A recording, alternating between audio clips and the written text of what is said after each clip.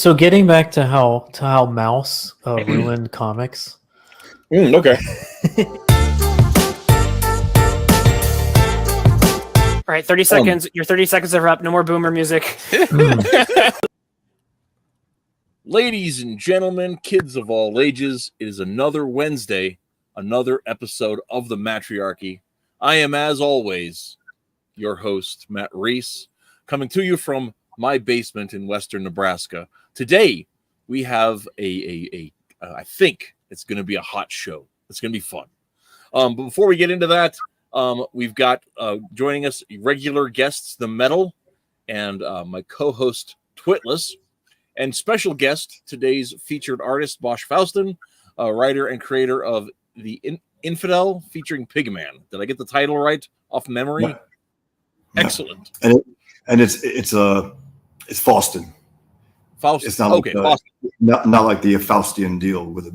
Okay, so it's like Boston, but not. Right. Austin. Okay. Boston. Yeah.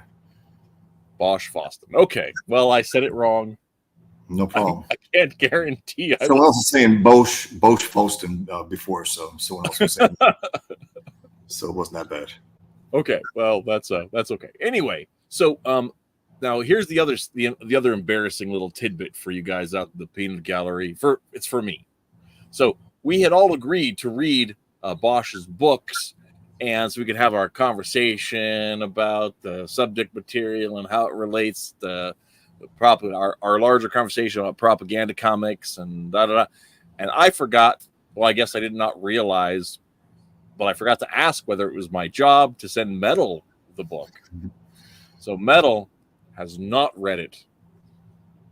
So he's here to make me look bad, which I appreciate because we'll just talk it out. We'll just talk it out. Yeah, it's not unusual that I don't read the book, but usually that's because I just don't have enough time to. This time I even had the time set aside in between helping my brother move, and it's entirely not my fault I didn't read the book. Yeah. See, that's the kind of humble that I need in my life, is to be reminded of my many failings. So, I guess let's go ahead and dig in. I know we've got some questions about the material as a whole, but since you're with us, Bosch, do you want to give us a quick, like, elevator pitch style? What is the deal with the Infidel? I mean, it's being raised Muslim by Muslim parents in the Bronx, leaving Islam in my mid-teens. 9/11 hits. I had left Islam by a number of years at that point, and I had to respond to it with my art. And so I said, I have to create a character who's like me, an ex-Muslim, who takes on jihad as ruthlessly as possible, because he was resenting all those who were, again, apologizing for Islam, not going after the enemy in an honest way. And so that's where it began. And then as I was working on the superhero aspect of it, I say, you know what? I love superheroes, but it's not enough meat for me. So let me just pull back and see what else I could do. How about if I create if I split myself into a born-again Muslim and a recovered Muslim as twins, and then have that be the quote-unquote realistic part of the series, and Pigman be the fantasy part? Because people have said it's a power fantasy. I said, yeah, I cop to it, absolutely. What would I do if I had that kind of power against this enemy after they slaughter almost 3,000 Americans? And that's what it is. It's basically the cartoonist creating Pigman, his brother, fully submitting to Islam and becoming a jihadist himself, and then the Pigman's adventures, going after Al Qaeda, going after every terrorist state that he can. That's the gist of it. If that was. I'm sorry, I didn't mean to interrupt. No, that's it. Yeah, I just you said elevator pitch. I went a little longer, but that's basically the gist. So one of the things that I think is really interesting, and I know we're going to talk about the structure of it because Twitless loves talking structure. But one of the things that I really like about, or that I think is really notable about the way it's laid out is that there are while this is your story, it's also two other stories. There's the story of Pigman and his world, and then within that, or I should say outside of that story, is the cartoonist drawing Pigman, which has its own separate narrative. And so you get a little bit of something that kind of feels like a memoir, along with something that feels like a power fantasy. Yeah. Because I wouldn't say the life of the cartoonist Killian Duke feels like a power fantasy. No. It at all. No. Although there's definitely power dynamics that are in play there, but there's two very different type of storytelling devices. It's almost the opposite of a power fantasy at certain points. Right. Yeah. True. And so, was there a particular thing that drove you while you're telling this macro story to divide it into these two types of genres that are almost conflicting in the story they're telling? I just thought it was an interesting way to tell this particular story again, because if I was limited to the Pigman story, it wasn't enough for me. As I was doing it, I was like, I need a little more than this. I need to take on the ideology. And I don't think I was able to do that with Pigman as much, even though, if you notice, by issue 3, I throw him into debates as well. I throw him into television arguments with that guy. And so I think I changed that up at that point. So they're more or less echoing each other, pretty much at this point, Killian and Frank, his creation. So again, it was just a matter of me wanting more to tell, to take on more of the culture war within comics, within the media, within our world itself, and also the lack of interest in getting to the bottom of what we're facing. Because Frank Warner, who ends up being Pigman, he was writing against Islam and jihad for years until he saw Bush basically sell us out and say Islam means peace. And as he puts it, he crippled our war effort right out of the gate. So that's when he takes on the battle. But if I get your question right, I wanted more out of this because it wasn't enough for me, just a super aspect. Again, I love superheroes, but the Pigman story wasn't enough for me to bite into it because I wanted, in a lot of ways, the consequences of taking on this kind of work as well. Pigman's taking him on in a physical way, but this Killian's just taking him on ideologically. He's taking him on with an industry that rejects him. But even so, I still have him be in these, panels that I would never be on. I wouldn't be invited to be on. But I thought it was an interesting way to have him on there, and then the other guy, the leftist guy, the Catholic guy, and the Muslim, and battling it out. I love those type of things. I think one of my favorite moments of the entire series is when the cringy leftist is speaking, and there's a moment where the Muslim just says, "Stop! I'd rather hear my ideological enemy speak. You are he was sick of him." You're right, yeah. And Ted Moore, I think it was based on Ted Roll and Alan Moore. I try to mix them together. Because Alan Moore, while he's a great writer, he could be a real asshole. He could be a real leftist, and he calls himself, I think, an anarchist. But he's actually, I think he wore a Hammer and Sickle T-shirt, and he's and as I mentioned on this one show recently, if you haven't read Watchmen, I guess don't listen to this part. But if you know the opening, he bookends the entire story by taking out the right-wing corrupted Captain America version comedian and ends it with taking out the right-wing Rorschach. He bookends the entire series by that. And it tells you about his philosophy. It tells you about Alan Moore's attitude about life also, because his hero in there wipes out millions of New Yorkers and celebrates it. And no one has the power to stop him or even argue against him. They say, you know what, we have to accept it. It's just too big. So I wanted, actually, I've heard you say that, and I wanted to push against that a little bit, if I could, because I think you have a point from an objective standpoint, and an interpretation of the work that looks at the events objectively. And I know that you have some affinity for Ayn Rand's objectivism. Absolutely, no doubt about it. I would push back against that potentially and say that because of how Watchmen ends ultimately, that Alan Moore. Because Alan Moore is a talented writer, regardless of his absolutely no doubt. And I think somewhere inside of him, he is cognizant of the fact that there's something about Rorschach's worldview that has a point to it. And at the very end of it is his hero, supposedly. You have Ozymandias set up his world of peace. But the last scene is that fat nerd grabbing the journal that's going to topple the whole thing. And it's Rorschach.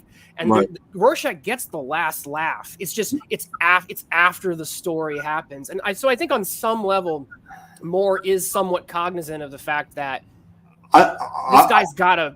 So I get that interpretation, but I also think that, I think so as well. I just think that also at least in interviews, hearing him, he was discussing Rorschach in a way where he was trying to out Ditko's and Ayn Rand's philosophy as like a evil, as psychopathic, and he tried to diminish the philosophy through that. But because he's a good writer, he had to pull it off. Meaning, he had to make Rorschach at least recognizable like a Rand character to some extent, and Mr. A and the Question. Yeah. He had to be somewhat like them to the point where the character saves the entire. To me, without Rorschach, what's the Watchman? Honestly, I mean, really, he's the core. He's the hardcore good and evil.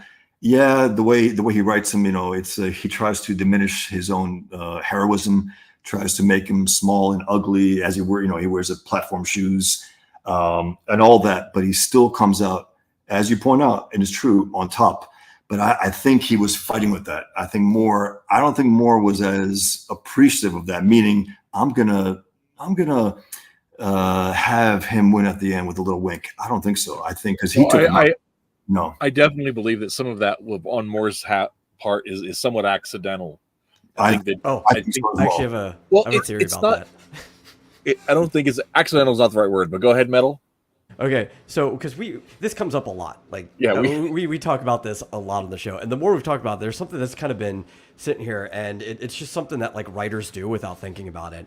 And even though he had a design, you know how like your dad's voice kind of just lives rent-free in the back of your head that your entire life, whether you want it to or not. I think he accidentally started writing his father nagging him about things into the character of Rorschach. Well, that's so funny. I can't remember who said it. I think it might have been Andrew Klavan, but said that all leftism basically boils down to, "Damn you, Dad." There's something to that. Yeah, I guess the only thing, and again, like I said, I'm doing this, please look to push back. I love talking about this stuff. I think, please.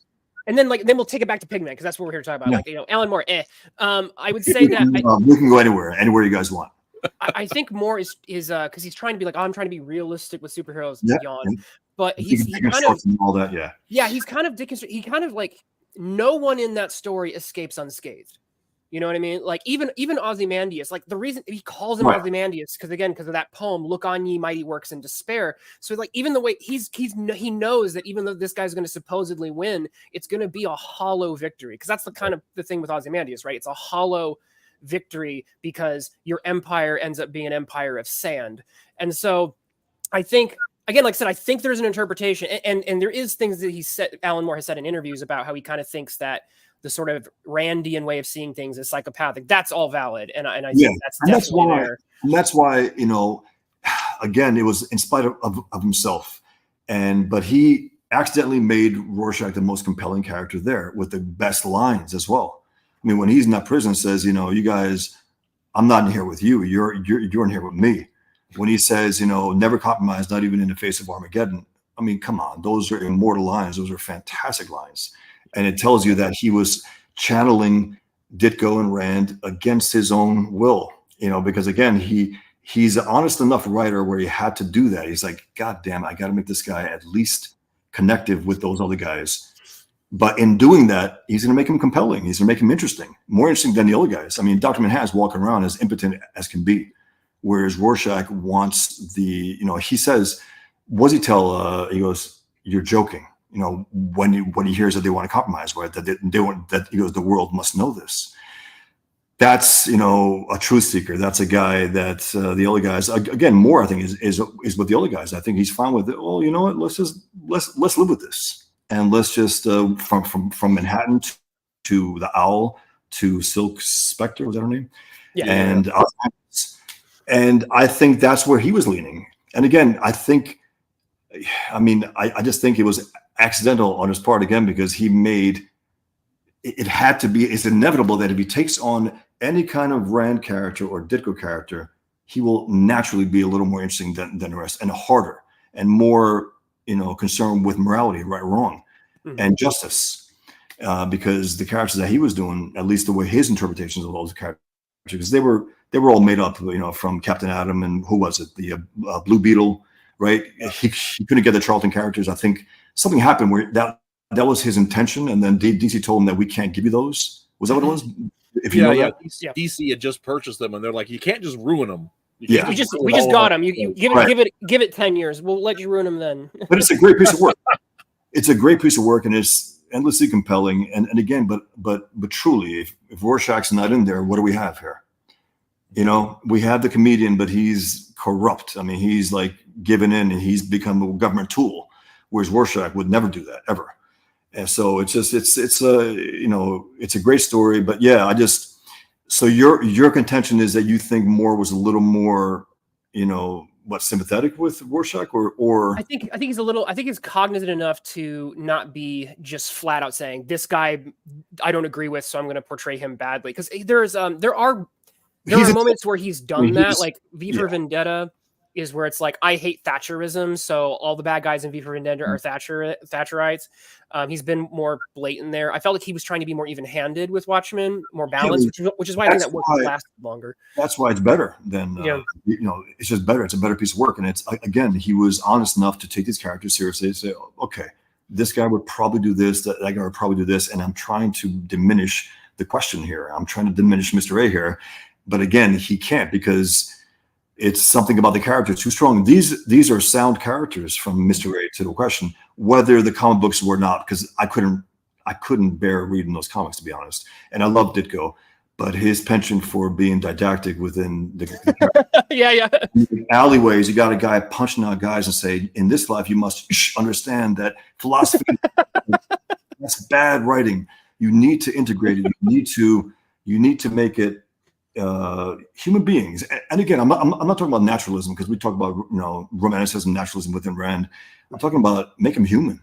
They're very cold to the point where there's no connectivity within you and them. So can I run with that for a second, since we're talking about Mr. A? It makes me think about something you're doing that I wanted to ask about, and I think that you're well cognizant of, and I think it speaks well of your work and helps to argue against people who would dismiss your work. So I'm going to share a screen here real fast, because one of the things that happens in Mr. A that I really liked about Mr. A, it's a sound character. Sorry, he's a sound character. Yeah, just the execution that's what failed. But go on, sorry. One thing I liked about Mr. A, and I want to tie this to Pigman, is that it's been a while since I've read them or read what I read, but there's this moment where I think it was Mr. A's boss in real life who worked for whatever company they were at. And the guy said, he was talking about Mr. A's alter ego, and he said that guy is very, principled, but he's almost too black and white. And that's a problem when you're too black and white. And so Ditko, being an objectivist, was still recognizing, at least in fiction, that there was, there's a risk to being so black and white about things. It could cause some problems. So to tie this to Pigman, I want to share this moment here. This is right before he kills. This is the moment where he sees Osama bin Laden in issue 1, and I'm even going to zoom in, because you put, it's hard to see it on the screen, but this isn't just Batman's like blank, like you drew the iris of that guy's eye, and so there's the principle that I wanted to kind of ask you about is that there's this idea about the Nietzschean, be careful about staring into the abyss, it stares back into you. Be careful when you fight monsters, you don't turn to one yourself. And part of what made Holy Terror interesting was that Miller was on some level cognizant of, I'm having this character be super, super, super violent, but violence itself and causing death is something we need to have at least some level of reflection on. And your character and the way you drew him, especially in this particular panel with the insets there, you made him look monstrous. Yes. He looks like a monster here. And I know. And so I wanted to ask you about that, you're not just celebrating violence here. You seem to be cognizant of the fact that this character is acting monstrous, and that's not itself there's something for us to reflect on. So I wanted to invite you to speak on that. Well, he's a man who knows that this enemy has to be brutally stopped. It can't be stopped by any other means. It can't be stopped by words. It can't be stopped by anything. It has to be pummeled out of existence. And so I made him into this big, and again, it was my one opportunity to at least make a superhero, and I made him pretty ugly, pretty big, and he has a gut. He's a little over the hill. He's not quite ready, but ready or not, the enemy came. They killed us. They almost killed his wife, and he has to take him out. So this is his first actually clear shot in the graphic novel, in the story. Actually, it's the first clear shot of him that you see, and no doubt about it, he's supposed to be a beast, and they refer to him as the Beast. They don't call him Pigman. They don't even want that name coming out of their mouth. The Beast, the Beast. So yeah, I did want him to be this this terror from their perspective. He's the monster. He's their monster, and he wants to retain his humanity. He can't wait to get back home, pummel them out of existence, go back home, live happily ever after. He might not quite be able to, but that's what his plans are. That's what his plans are. So what I'd like to prompt you further on is that he's their monster, but as an audience member, we also see him as one. No doubt. That adds another layer, because we're seeing this guy who is your good guy. We're seeing him as monstrous here. That adds some nuance to what's going on. You can't take these guys on again. You can't knock them out and walk away. It's impossible. You have to kill them. And he actually enjoys killing them with his bare hands, if you notice. Because as I put it, I mean, I don't know if I put it in the comic, but he wears pigskin leather, and he exploits their bigotry, and I was raised as a Muslim hating the pig. The pig is the most disgusting creature on earth, right?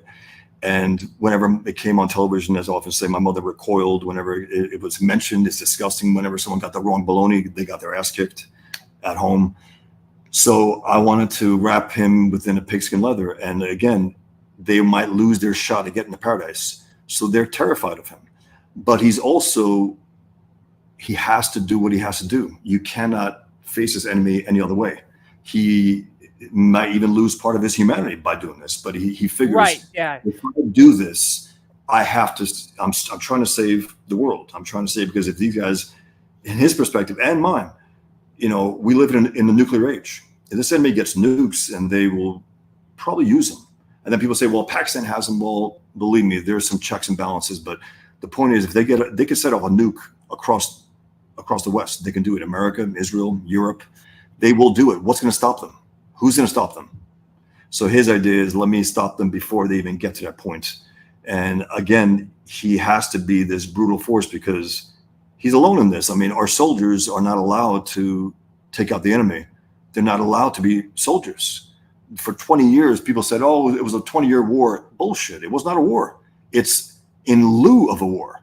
We told our soldiers, okay, go there and kill some guys sometimes, and go there and try to bring democracy to the bullshit. You wipe them out, and that's what Pigman's doing, and that's why I think he's a symbol for that. The post 9/11 reaction would be to pummel them out of existence. That was my, and again, that's a power fantasy on my part and on Killian's part. The creator within the comic. I'm very interested by the fact that you are cognizant of, and through your portrayals, that the fact that there's not just a physical cost here, but the cost of humanity. Kind of like in World War II, the greatest generation came home and didn't speak to their children because they were carrying a burden. Yep. And so it's not. We're not meant for this. We're we're not meant to do these type of things. I mean, but again, they have to be done, because they're. I mean, from his perspective, they're the monsters. And he's got to put them down by being a monster, and they see him that way. Again, they call him the Beast. So I don't know if I'm answering your question thoroughly, because I've been thinking about this, writing about this for years. So it's something that sometimes I overlook certain things, get reminded. But he's a character that was born of atrocity. He's not born from, he's born from, like Batman was born from crime, right? He's born from an atrocity that affected me profoundly. That affected a lot of Americans, a lot of people across the world. But I remember one thing also. I got to mention it. I had some fellow cartoonists when I used to go to the small press, SPX in Maryland, MoCA in New York, even the San Diego Comic-Con. And some of those fellow cartoonists said, "Well, I wasn't there in New York." So I was like, "What? You weren't there?" Meaning they weren't there, so therefore 9/11 doesn't profoundly affect them. I think it would profoundly affect any human being who exists. Yeah, I have a really hard time understanding the people that have that perspective. Me too. Because I've never even been to New York City, but when the towers came down, I was on the edge of road tripping there from West Nebraska, just to try to be helpful. You Absolutely. know? And I mean, I'm just north of I-80. You could take I-80 right into New York City, right? So it was one of those things where it was like, you know, I had a newlywed. I was newlywed. We just had our baby, and it was one of those things where if it hadn't been New York City, where either are, you know, the FDNY and all of the other people that are around there, that were there to help already, then I was debating whether or not to go. And I don't understand people that say like, well, I didn't get affected by it. How can you not? I mean, I don't understand that. They're accidentally also, they're dehumanizing themselves by saying that. I'm like, what the hell are you talking about? You guys get arguments with these people. And then these same people, when they saw that I was doing Pigman, they literally, when I went to say hi to them, they literally turned their back on me and walked away. I was shocked the first time that happened. Now I accept it. I'm used to it. You know, that is what it is. They think this is untouchable, right? To me, it has to be taken on. And again, I'm just a cartoonist. I'm not a soldier. But I said, okay, what would I do if I could do this? I would do that. And it had a profound effect on me. And again, it brought back Islam to me. We were passive Muslims, but we were raised in New York City, born and raised there. And while we were passive, the misogyny, the Jew hatred, as hardcore as can be, and admiration for Hitler in the household. That's the kind of poison that it gets into those who observe it to any extent.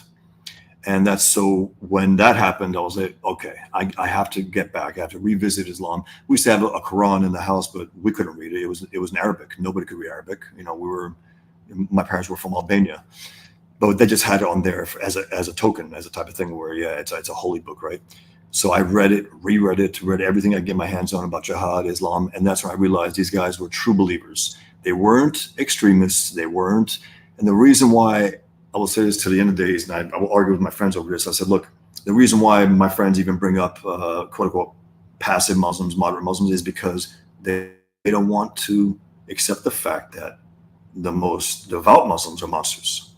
That those who do that are the true believers. That Muhammad Atta, Osama bin Laden, Khalid Sheikh Mohammed, Hamas, all these guys today, they're true believers. And there's nothing within the religion that can stay their hand.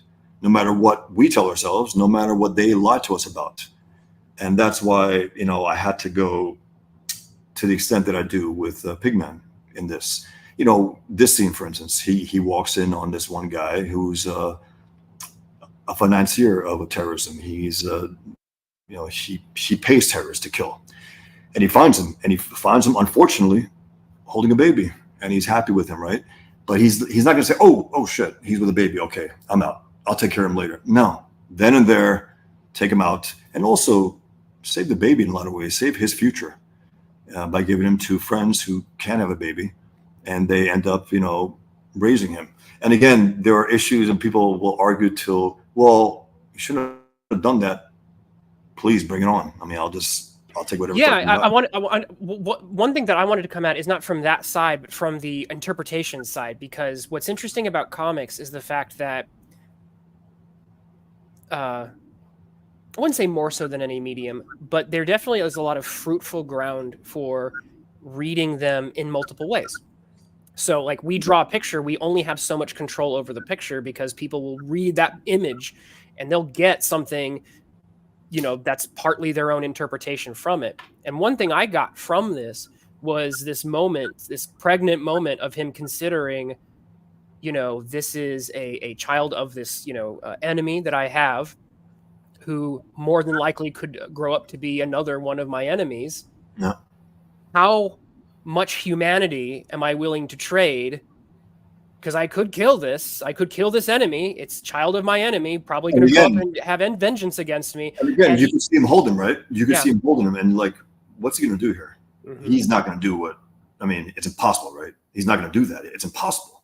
That's also a factor because I let it go on for a few panels. It's not just he takes him, sends him there. It's to look at him. And again, he's like, how am I going to, but what he's actually thinking is, where am I going to bring him?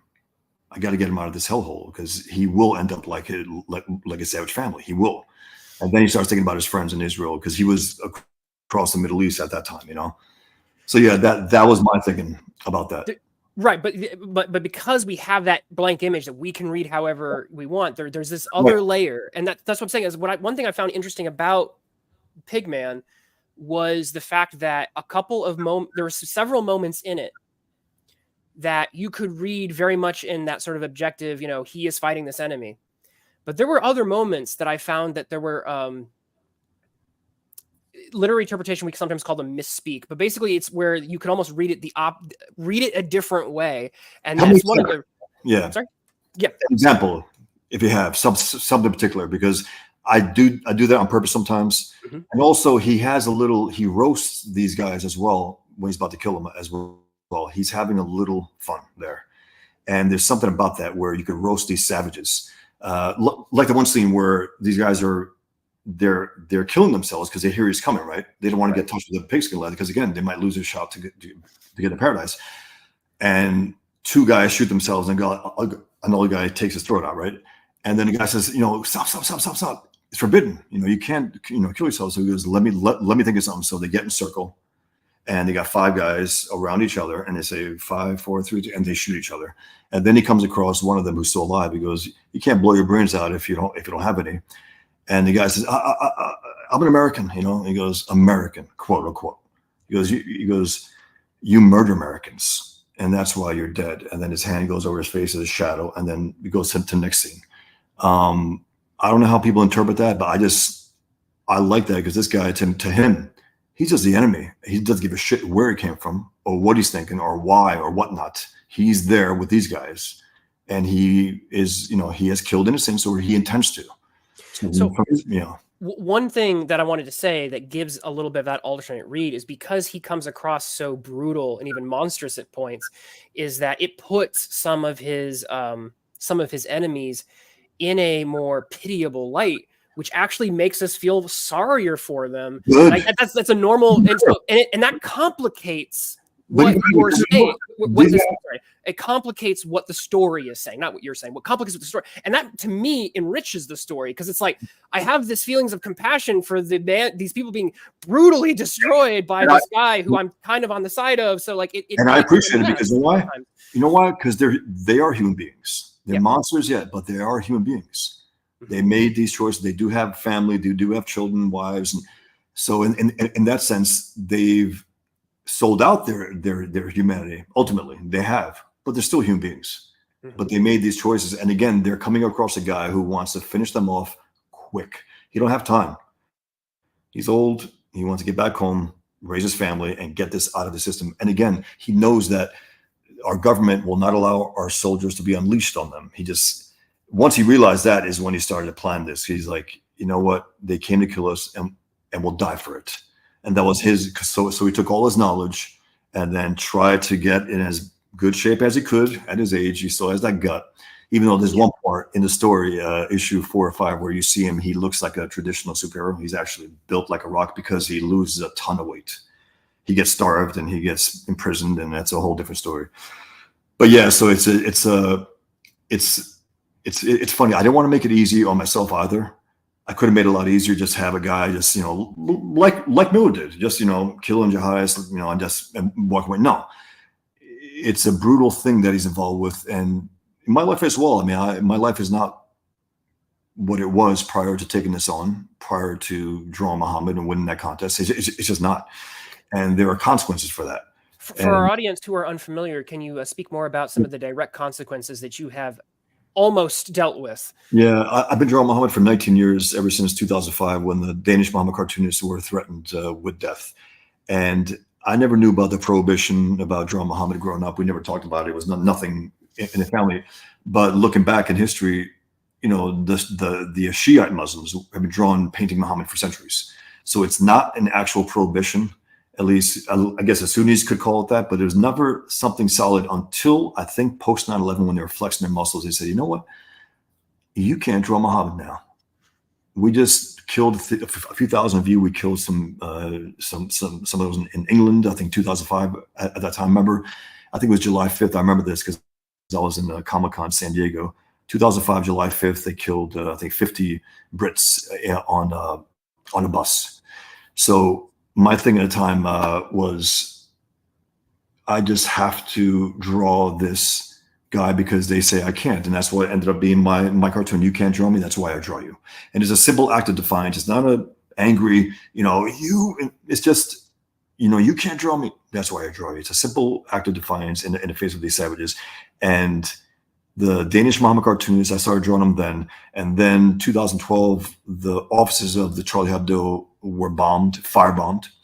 And so I drew him more. And then at that atrocity, when they slaughtered those innocents at Charlie Hebdo offices, and that's when I said, okay, I drew him again. And then they had a conference in Garland, Texas, Defend the Prophet Conference. I forgot what the title was. I think it was Defend the Prophet Conference. Not defend those who were slaughtered, not defend free speech, not defend human life, civilization, defend the Prophet from being cartooned, because that's the worst thing in the world, right? So Pamela Geller saw that with Robert Spencer, say, you know what? We're going to have a Muhammad cartoon contest. We're going to announce the winner at that event. So when I heard about it, I said, okay, I've been drawing Muhammad for years anyway. I got a lot of grief of it. I got death threats, but I might as well make some money off it. So the winning prize was $10,000 and $2,500 to win the People's Choice Award. And so I won the People's Choice Award. And then I was invited to go to Texas. And I said, did I win? We can't tell you, but come. So I went there. After I was announced, they gave me a quote unquote big ass check, as they put it. It was a huge check, which was great. And then I did my speech. Within 20 minutes, 2 jihadists who drove in from Arizona came there to kill us all. And fortunately, they shot a cop in the ankle and another cop blew their heads off. And then they had to bomb their car because they were worried that there would be a bomb in there. Then we found out a year later that the FBI was with them to some extent. There was one guy. What about that? You said something weird. Terrible. And I never got to the bottom of it. I went to the FBI headquarters. I was pissed off, and I was trying to be as respectful and angry as I could, but I wanted to get some information. I couldn't get anything. 60 Minutes had a special on it a few years ago where they were trying to get some information. The FBI has been completely stonewalling everyone. But to bring it home, basically, from your story, and I thought I was kind of shocked by this. You were almost at the scene and a potential victim of a terrorist attack, essentially. Yeah. Okay. And it was the first ISIS attack, official ISIS, because they were in direct connection with ISIS. So it would have been the first, massive terrorist attack that ISIS committed on American soil at that time. But they got, fortunately, they got killed, which is great. And then the aftermath. We're glad they failed. So we can talk to you today. I love life, but I love free speech to the point where I'm willing to die for it. That's not exaggeration. It's not bullshit. It's not just me talking. That's how much I love it. I'm in a free speech business. This is my life. And no savage is going to tell us what we can or can't draw. It's impossible to me. And unfortunately, most of my peers don't believe that. They don't. I wrote this one article, my Draw Muhammad Challenge.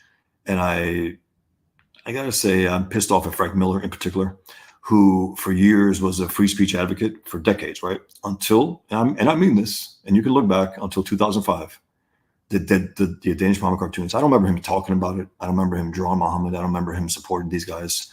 And so I called him out for that in the article. Check it out. It's my longest, it's basically, it was referred to as David Horowitz as my manifesto of free speech. That's really what it is. And it's more than just about the Muhammad cartoon. It's about the principle of free speech that we have sold out. We sold it out and gave it to an enemy. And I can't do that personally. It's impossible. So yeah, almost died in that event. And then, I was in 2018, 3 years later, I was invited to be the judge for another Muhammad cartoon contest in the Netherlands. And I would go to The Hague and do a speech. In the middle of my speech, draw Muhammad, and then announce the winner, right? And I couldn't wait. I'd never been to Europe before, so it was a great opportunity. It's like, that's a hell of a reason to get to Europe. And then I got a phone call from Gerrit Wilders, 3 o'clock in the morning.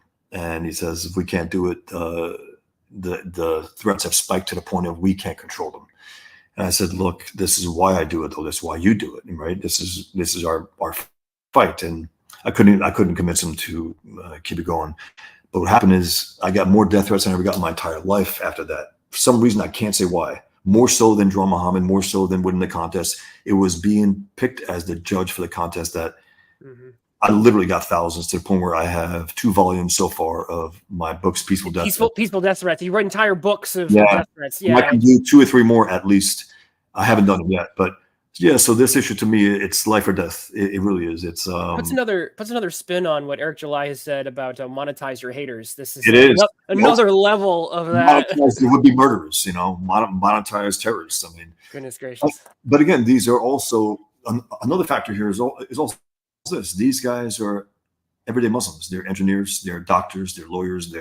I've gotten offers from these Muslim lawyers, right? And their language is very lawyerly, right? And said, look, you have to stop doing it. And if you don't do this by the end of the thing, maybe loss of limb and, So they're using language as a weapon to try to intimidate me out of there. Others have offered me money. I said, anything you've got, everything you've got, it doesn't matter. And so, yeah, I do have fun with it as well. And I think that's the nature of Pigman as well. He has fun while he does this. It's not just this brutal, it's a terrible thing, yeah. But he's also, again, he likes to roast them. I like to roast my enemies as well. So there's a factor in there where it's a little, I don't know. It's like you got to mock these bastards while you take them out. Well, one thing that I think is interesting, if we could share screen again real fast, that also has an alternate interpretation to it, is you made the major supervillain, Super Jihad. He looks really cool. You drew him. It's a fun name for a villain too. He's a cool, cool name, cool villain, and he's way more in shape than our main hero. Oh, big time. If you were, and he's a little smarter. Yeah, he's clever. Yeah. So like, he was a good. That's a danger for Pigman. He's like, wait a minute, if he can fly, I got to figure this out. I have to, But he beat him to the punch. It's like shit. So he's always a little disadvantage, and later on you see even more so. But that's so one thing that happens in this, because when people have, for example, drawn Trump in Marvel Comics recently, even when they make him a villain, they have to make him a stupid fat villain. So they do Trump MODOK and stuff like that. But here, when you portray your villain even like kind of what you mentioned earlier with Moore, there's something where the character, being true to the character, makes that character kind of speak and makes him gives respect to your enemy. No doubt. So you're giving.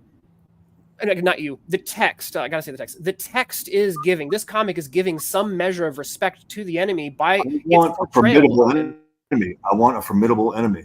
I really do. I need that, especially for the story. I can't have some, just a savage. And also, they were friends for years. They used to write books against Islam and Jihad. That's his brother in a lot of ways. Like the twin brother, this was his brother, and it's just the extreme form of that. So they're both smart. They're both, they were both in the good fight. But when that second tower hit, something within, Muhammad, Super Jihad, he just dropped to his knees because he was like, to him, he couldn't believe that was happening. Like, wow, this is the most powerful thing he ever felt in his life, seeing those towers come down. And also the brother, Salam. Yes, also him when he saw that.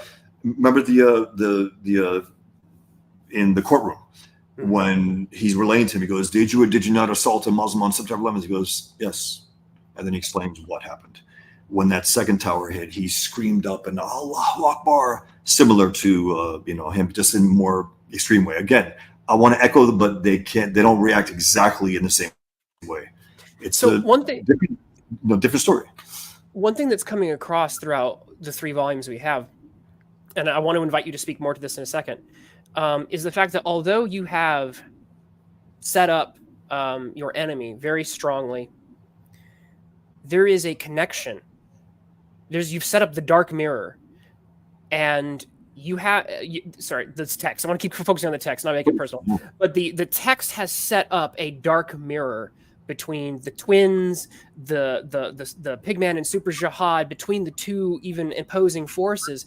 But by setting it up that way, the text also implies a deep-rooted connection between them, a brotherhood behind them. He has a brother. It's a terrible thing to happen between them. It's not. He doesn't get off on it. He hates the fact that his brother became what he became, and he hates the fact that he became what he became. Because from his perspective, from Salam's perspective, he goes, "You think you're the good guy." He's like, to him, it's impossible that he's the good guy, that he even thinks that, because he's a good guy as far as he's concerned, even though he's dead wrong. And there's a part of him that believes that as well, because again, he was born and raised in America. There's something about that as well. But he's trying to outdo these guys also. If you notice, he's trying to be the leader. He's trying to be tougher than them, and he won't brook any kind of dissension in the ranks here, even though he couldn't quite pull it off. He couldn't cut his brother's head off. Couldn't do it. He just couldn't do it. Is something about the moment. And the guy said, look, man, you don't have it in you. It's okay. I'll do it. And there's a part here where he almost protects him here. But ultimately he does something that, in his mind, he's ended Pigman from his mind, Salam. Right. He can do that. At least I could do that. At least he could do that. But it doesn't work out for him. Let's just say the reaction he gets. So that's later on. What I find interesting, and I'd like to ask you to speak to further, and then obviously, Reese, you jump in whenever you want to. And sorry, but the metal. Do you have anything to add, metal? I mean, anything? I don't know. You just want to get into this? Like I said, I know you haven't read it, but any thoughts on this? I hadn't read it. So far, it seems really cool. The one thing that keeps popping in my head too, it just seems like a very hardcore version of. You ever watch Doug? Right, and how like the main character Doug he's kind of like Nickelodeon. Yeah, and he's almost like this kind of almost like pathetic boy or whatever. But like in his nighttime, he goes and he starts writing a story called Quail Man, where he's like solving all the problems that he wanted to solve that he couldn't do in real life. This just reminds me of like a super hardcore version of Doug and Quail Man. That's funny. That's a comparison we'd only get from the metal. I love that. I would have never would I have made that comparison. So sorry. Well, no, that's fine. I do have some questions, but about some of the world building, some of the setup stuff. Yeah. Because one of the things I was looking at is in terms of your perspective of international conflict. Did you do a lot of looking into real life wartime war history, or were there aspects that informed the way you dealt with the international politics side of it? I've always had my strong ideas, opinions about it. I just wanted to buttress it with the knowledge about Islam and jihad. That was my focus, really. It wasn't on any other thing, but I knew that personally speaking, when I heard Bush say Islam is peace, I knew, oh shit, we're in trouble here. We are in trouble. He has no business talking about Islam. Zero. It means submission. Even if we're just being accurate, it means literally means submission. Yeah. And that's what he is. He sold us out. And again, out of ignorance, one thing Bush knew is that he didn't know anything, and the idiot kept talking. And you had his David Forte, his religious advisor, whatever he was. He goes, nothing this evil can come from religion. And that's where he's dead wrong, because the fact is, no one would ever fly planes into towers if it wasn't for religion. They wouldn't do it for secular power. They wouldn't. They would fly into paradise. As far as they're concerned, they're flying into the building to fly right into paradise. It's an act of faith as much as an act of war. And we never were comfortable with that idea, because we want to protect religion from being called evil. We want to pretend that religion cannot be evil, and therefore Islam is not a religion, which I get a lot, which pisses me off. But I had to write an entire article about it. Islam is a religion, and here's why. So I make the case. But yeah, so that's a different story. Maybe you guys are religious, but the point is that we are very defensive about the issue of religion. We don't want to criticize a religion, because then I think some religionists also don't want their own religion to be looked at, in a certain way, in a critical way. But the fact is, religionists outside of Islam should be pretty pleased with the fact that their religion is nowhere near as bad at all, historically speaking. It's true. You have this religion that which prophet was a warlord. He had a 6-year-old wife, quote unquote wife, who he raped when she was 9. This is what we're dealing with there. It's something that is completely off the grid. And that's why I resent, I have some Jewish friends who, 2 of them actually, they're atheists, who said, well, Judaism has its own jihad. And I said, what is it? Jihad, as a little joke. I said, give me the name. Sorry. I would argue to that if it comes to acts of violence that would make people uncomfortable, every whether it's the Jewish I would go to Israel. All religions are bloody. Free. All religions have been And I would bloody. say that if you go to atheism, if you go to the Reign of Terror during France, like it wasn't just everyone was atheist and everyone got along. So it's you can be. But the problem is this. Violence under any. No doubt. But the problem is this, though: when the perfect man commits genocides, they have no argument. They say, "Well, that's what the perfect man did." Well, and I think you see a similar, and I definitely see when you look at the idea of what is the pattern of conduct, how is they living. I think that's definitely a point in that. But I think another point of comparison too is if you look at like the 20th century. And all of the atrocity of the gulags and the Khmer Rouge and all that kind of stuff. Yeah. Rather than having a person who is a pattern of conduct, you have this idea of the ideal communist man who doesn't even have to actually exist. Right. But people, it's still an act. It's an act of faith. And that's why, in the same way that you can have faith in a religious system, and you can have faith in your own humanity. And you can have faith in your government, and that's all. That all can be faith. And that's why I resent when people basically hold atheism responsible for the atrocities of communism. It's like, give me a break. It's not a philosophy. It's not an ideology. It's a simple non-belief. That's what it is. As simply as that. I left Islam in my mid-teens, as I said. I'm an atheist. Maybe Islam did such a number on me that I couldn't even begin to think about joining any other religion. I had such a bad taste of religion in my mind. Well, full disclosure, many of us are Christians on this panel, and that's totally. And so I'm just going to let you know. You'd mentioned before on a stream that people will sometimes say, "We're going to pray for you," and yes. That's Reese and I are probably going to do that. Just throwing that out there. I say thank you. That's what I say because I know it comes from a good place. I know it's goodwill. You're not saying I'll cut your head off. So no, that's not. But yeah, I mean, I got after that. I got more rape threats. I got rape threats the first time after that. After I was announced and that was the first time ever. I was like, whoa. And again, I'm used to these things by now. I only use, by the way, the best death threats in those books. I didn't use the boring ones. So you get so many, you can be selective. I had to cut a lot. And I was like, that's boring. I said, oh, that's a good one. And some of them were some were really, I got to say, almost personal to the point where I'm like, do they know something here? I don't know. and it's like, God damn it. But yeah, so some of them are like that. And what I did was the threats I got over Muhammad cartoons, I published them with new Muhammad cartoons inspired by their threats on each of the pages. And 2 volumes came out like that. And it's just, again, the reason why it's called Peaceful Death Threats is they threaten me and say that Islam means peace at the end of their threat. A number of times they did that.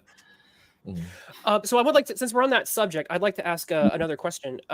So you talked about your enmity with the, specifically, I think your most, and this comes across in the comic, where you say that specifically your strongest enmity is with jihadists. Yeah. And the cowards who enable them in a lot of ways, but not as much. He doesn't pummel them, but he can't stand them, and he wants to fight them in his own way. That's why he wrote the book, The Post-Islamic World, against this attitude where Islam's fine, we can live with it, we can coexist. We can't. Sorry, go on.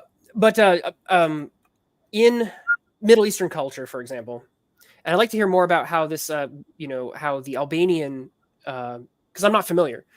So I'd like to hear more about just like what Albanian Islam kind of looked like for you, just, in general. One thing that I like to cultural is to look at, there's a certain point, and this is the same thing with Christianity too. There's a lot of culture that gets wrapped up in the religion. And so if you removed Christianity from Western Europe, there's a lot of art, architecture, you'd lose a lot of that.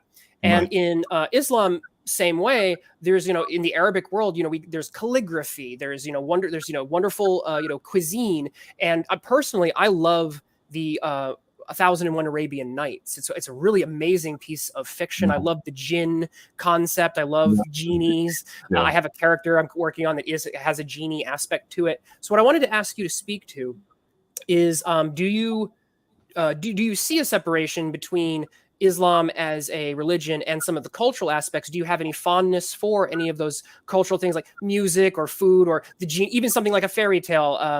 Because you one thing I did notice, and this did not escape me, is the fact that Pigman's shield, the way often it was angled, it looked like the crescent.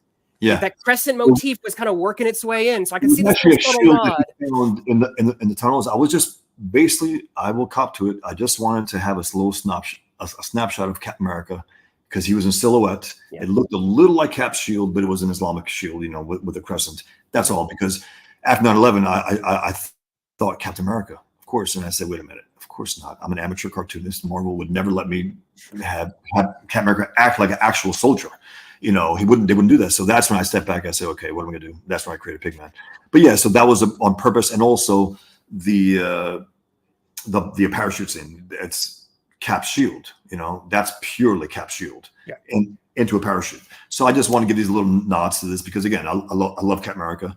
I love the fact that Jack Kirby and Joe Simon, having him punch out, Hitler on the cover. And I had ideas about that, but instead I had Pigman pulling the beard of a jihadist into him. And it's a stealth Muhammad drawing as well, though. It's not obvious. No one really knows about it. I mentioned it, I think, recently. That's who it is, because there's a dream sequence at one point where he's hunting down Muhammad. So that's what that cover is supposed to be.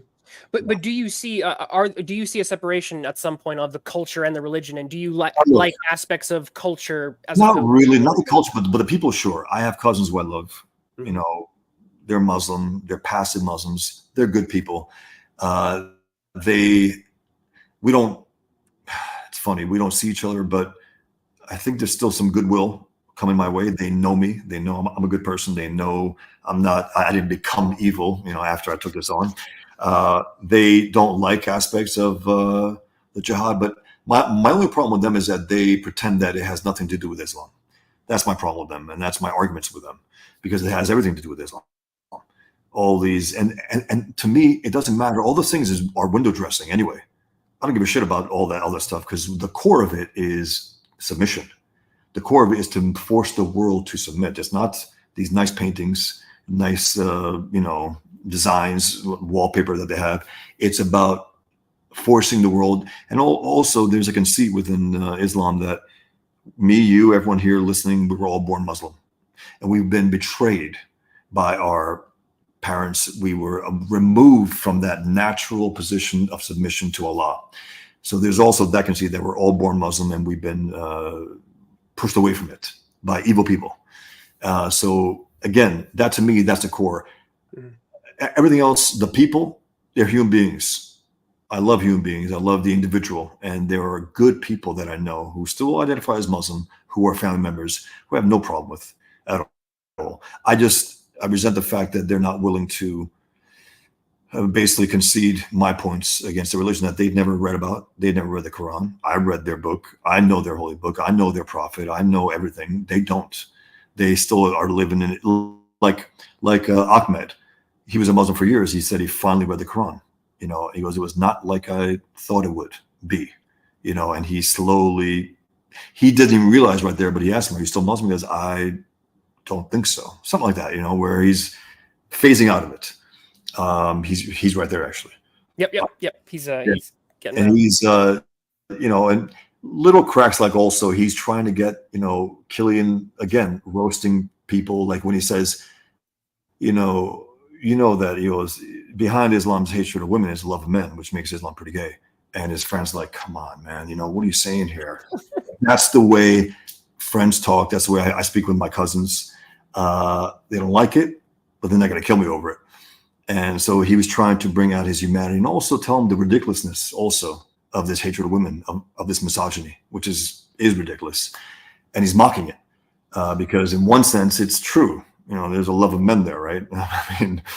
But things like that. I think it's fun stuff. And again, it's taken from my experience with my family, with my friends. But again, we're not in contact. I don't think they read my work. I don't think so at all. So there's a limit to them accepting me. You're not at war with falafel. So they can keep, yeah, okay. I like falafel. All right. Sure. I with that, and certain things. I mean, you know, Lawrence of Arabia, I can watch that and appreciate it, even though I That's a think good movie. Yeah.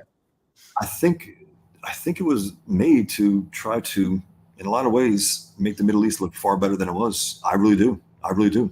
And there's a danger in that as well. You know, the other make it look far more appealing than it is. There's a danger in that as well. And books have done that. Novels have done that. That movie, and that just went to the stratosphere after 9/11. I mean, the only thing we could see now, the only thing Marvel DC was capable of doing morally was to create what? Anti-jihad superheroes? No. Islamic superheroes, Muslim superheroes. Who fought who? Who fought the jihadists who betray Islam? No. Who fight some nondescript enemies, and they're passive Muslims. Like when I was invited to be on the Daily Show, the reason why they wanted me on was to mock me because I was mocking, what was his name? Knight Runner. Remember Batman's French counterpart?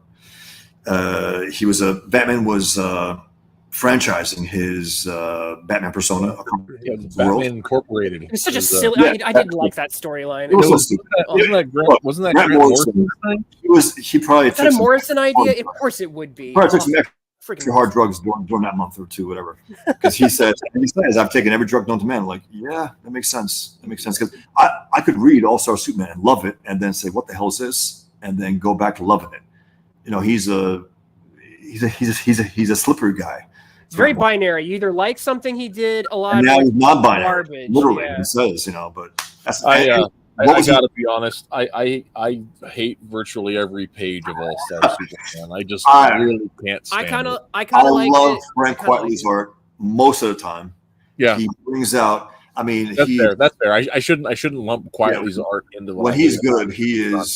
When he's good, he's one of the best. I mean, he's one of the best. His faces at times, though, I'm like, damn, that's a rough one, man. It really is. It happens one too many times during a graphic novel, but he's a hell of an artist. And Morrison, at times, when he goes, that opening, that first page of All-Star Superman is brilliant. It's beautiful. That simple thing, doomed world, doomed planet. Remember that? Mm-hmm. Loving parents. And it was the distillation of the Superman story within 4 panels. Beautifully. No, that's Morrison. Yeah, that's Morrison at his best.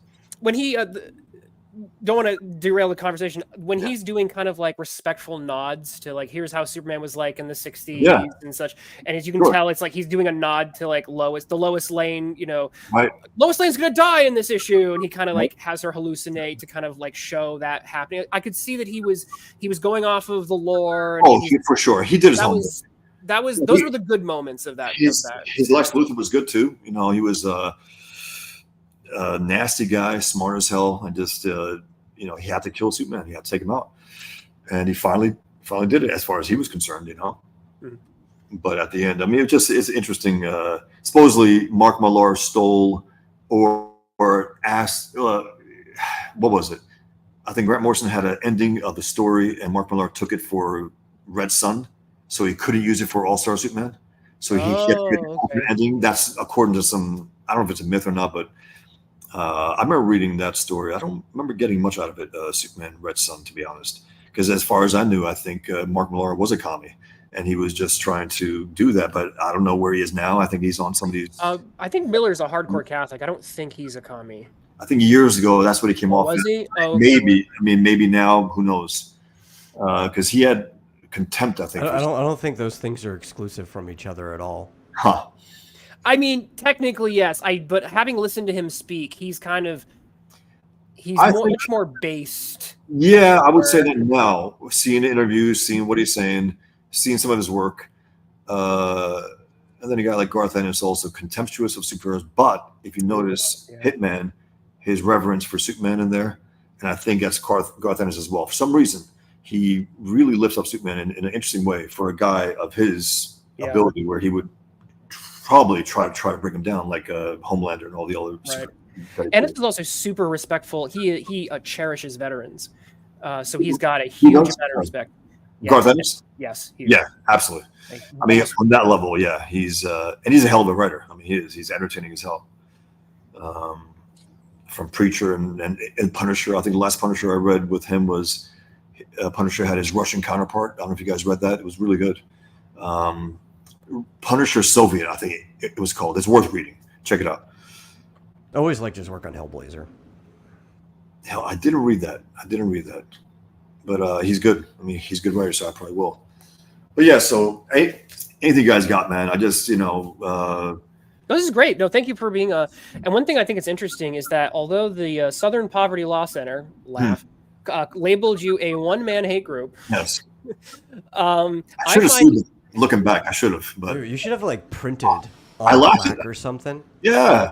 I laughed at it. I said it's so ludicrous, but I should have sued him because Michigan sued them for $3 million. You come across so in relation to that, calm one of the things I thought was eloquent. hilarious was I said one of the things I thought was hilarious was you have the quote of somebody on the back cover. I think it's a volume 2, where it's like, it's things like this that make me not sad that we'll all die in a nuclear holocaust. That was the most extreme. That was a leftist saying, "Yeah, you're the reason why I won't be sad when we all die in nuclear holocaust." Not only did my work affect that person, but that person thinks that we should all die for that. Yeah, it's like and the thing is I might agree in some ways, but not for the reasons that person thinks. I think we're all pretty messed up. But I think there are some things more messed up than others. But humanity can be messed up, no doubt about it. I think humanity's pretty messed up, and that's actually one of the things that the reason I was asking if you took any inspiration from like historical wars and stuff was because there are moments in the story that really reflect on the Barbary Wars and on moments of the U.S.-Philippine War, and as well as all the unrest in the Middle East, where there are aspects in there that really have echoes in that. And so I didn't know if that was intentional or if that was just because we're dealing with those similar philosophical and geographical concerns. I mean, I've read a lot of books. I've read, a ton of books in history. So maybe it's informed by that. But this story, I wanted to focus on this particular enemy and the history of our, battle with this enemy. Again, we've been fighting this enemy for a few centuries. As you say, the Barbary pirates, right? Mm-hmm. They were sacking our ships, taking our citizens and making them slaves. And what did the men of that time do? John Adams and Thomas Jefferson, they read the Quran. They didn't just say Islam is peace. They read the Quran and said, holy shit, we got a problem here. These are true believers. They want to, take over the world. And they knew that, and they had a joint session, I think, in Congress, and they were discussing it with them. And even before that, when it was first kicking off, it's one of my favorite quotes. George Washington said, "I would to God we had a navy who could blow these people out of the water," and because there was no formal military. We could deal with it. Exactly, and that's where the Navy was born. That's when it was born, and it's also in there in the seas of Tripoli, and I think the Marine Corps anthem, yeah. Mm-hmm. Yeah, and it's just it's been a long battle, and again, but I wanted.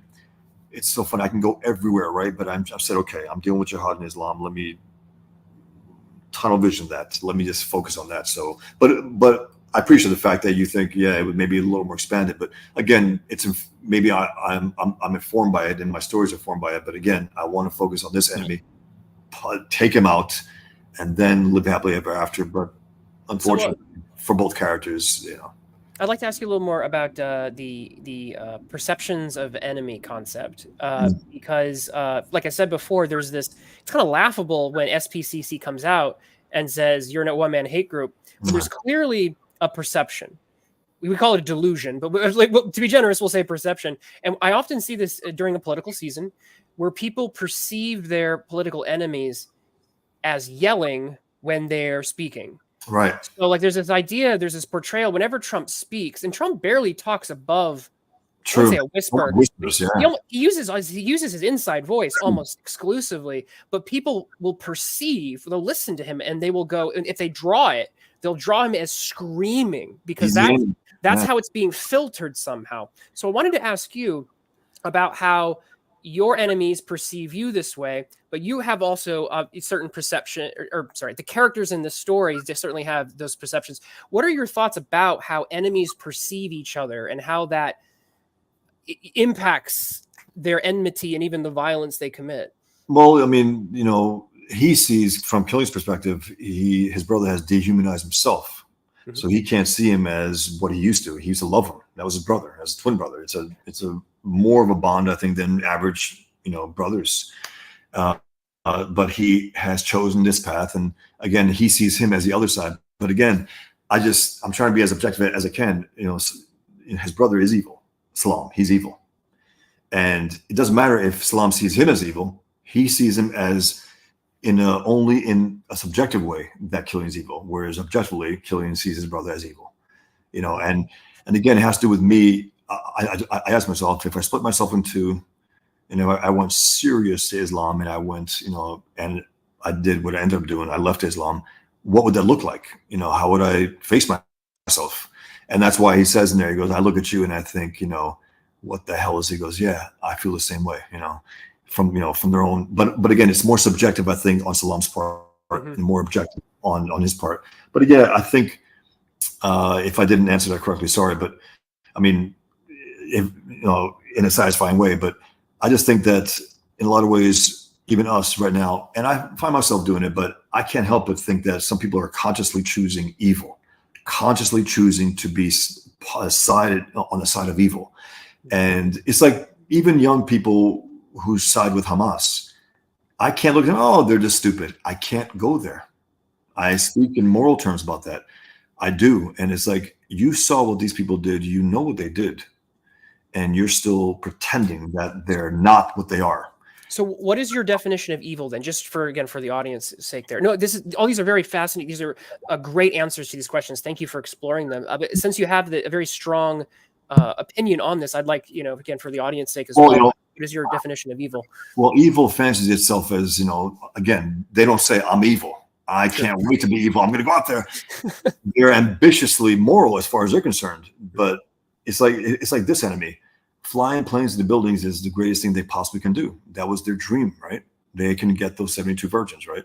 And those boys as beautiful as pearls, which Muhammad put in there to attract the gays, I guess, in the area. Who knows? It's true. I mean, the boys as beautiful as pearls, and they're serving you, and it's explicitly mentioned in the Quran.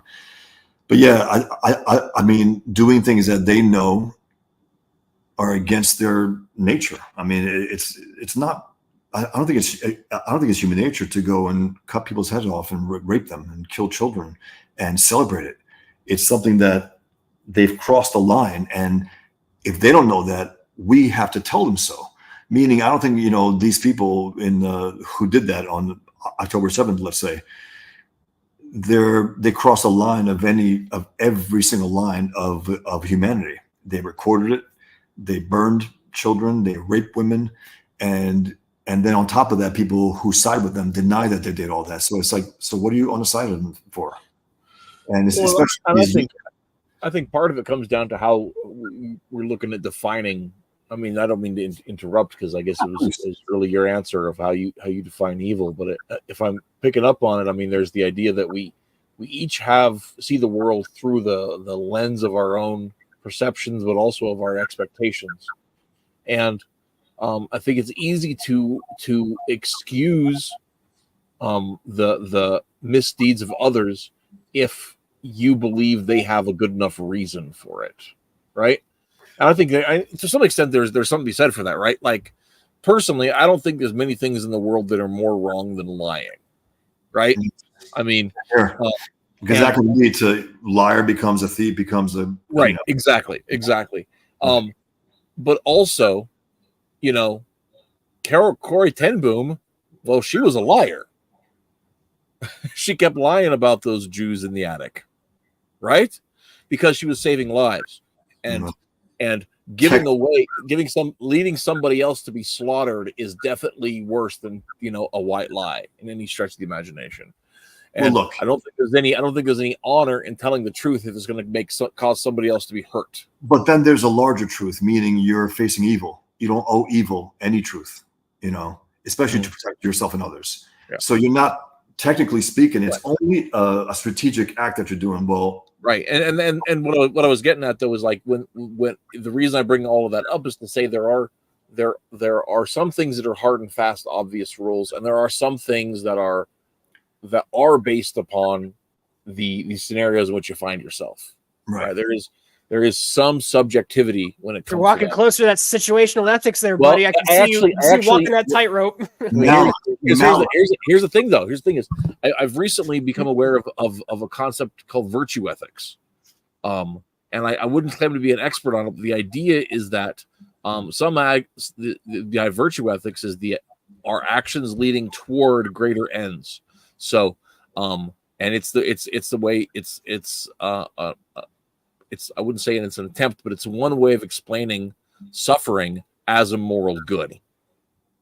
Is through the concept of virtue ethics, and also understanding that like certain like law codes and morality codes aren't about perfect adherence, but they're about building people toward making right choices themselves rather than being forced into doing the right thing for the wrong reasons by creating virtue, distilling virtue within people.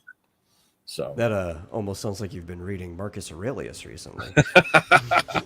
I have not. Also, the issue of malice. I've been listening to podcasts talking about. Go ahead, Bosch. You said malice. There are people who do things deliberately. Again, they lie, and it becomes the norm for them, right? And then they do a little more than lie. Then they hurt others, and then they start to dehumanize those who they hate, and so on and so forth. But again, the lie. I wrote this one thing. I said, "There's a lie in evil," literally, L-I-E. And there's something about that when you mentioned it's the start of it all, right?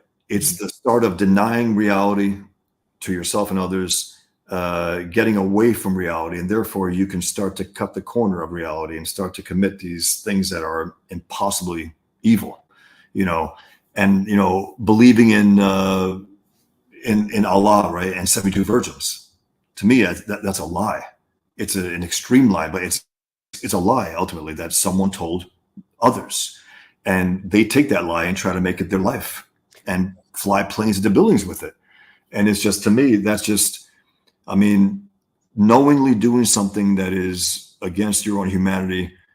I think that's evil. I think being, malice, deliberately hurting others, I think that's evil. And it doesn't matter how and why you justify it. It doesn't matter. You say, well, these are monsters who haven't submitted to Islam, therefore they're monsters and they can be slaughtered, right? Whereas Hitler, well, these are Jews, they're not human. And I don't know, that kind of evil, and it can spread. And again, not all the Germans, of course, were Nazis and all that, but it started to spread. It started to be okay to think that these were not human beings and you can do with them as you please.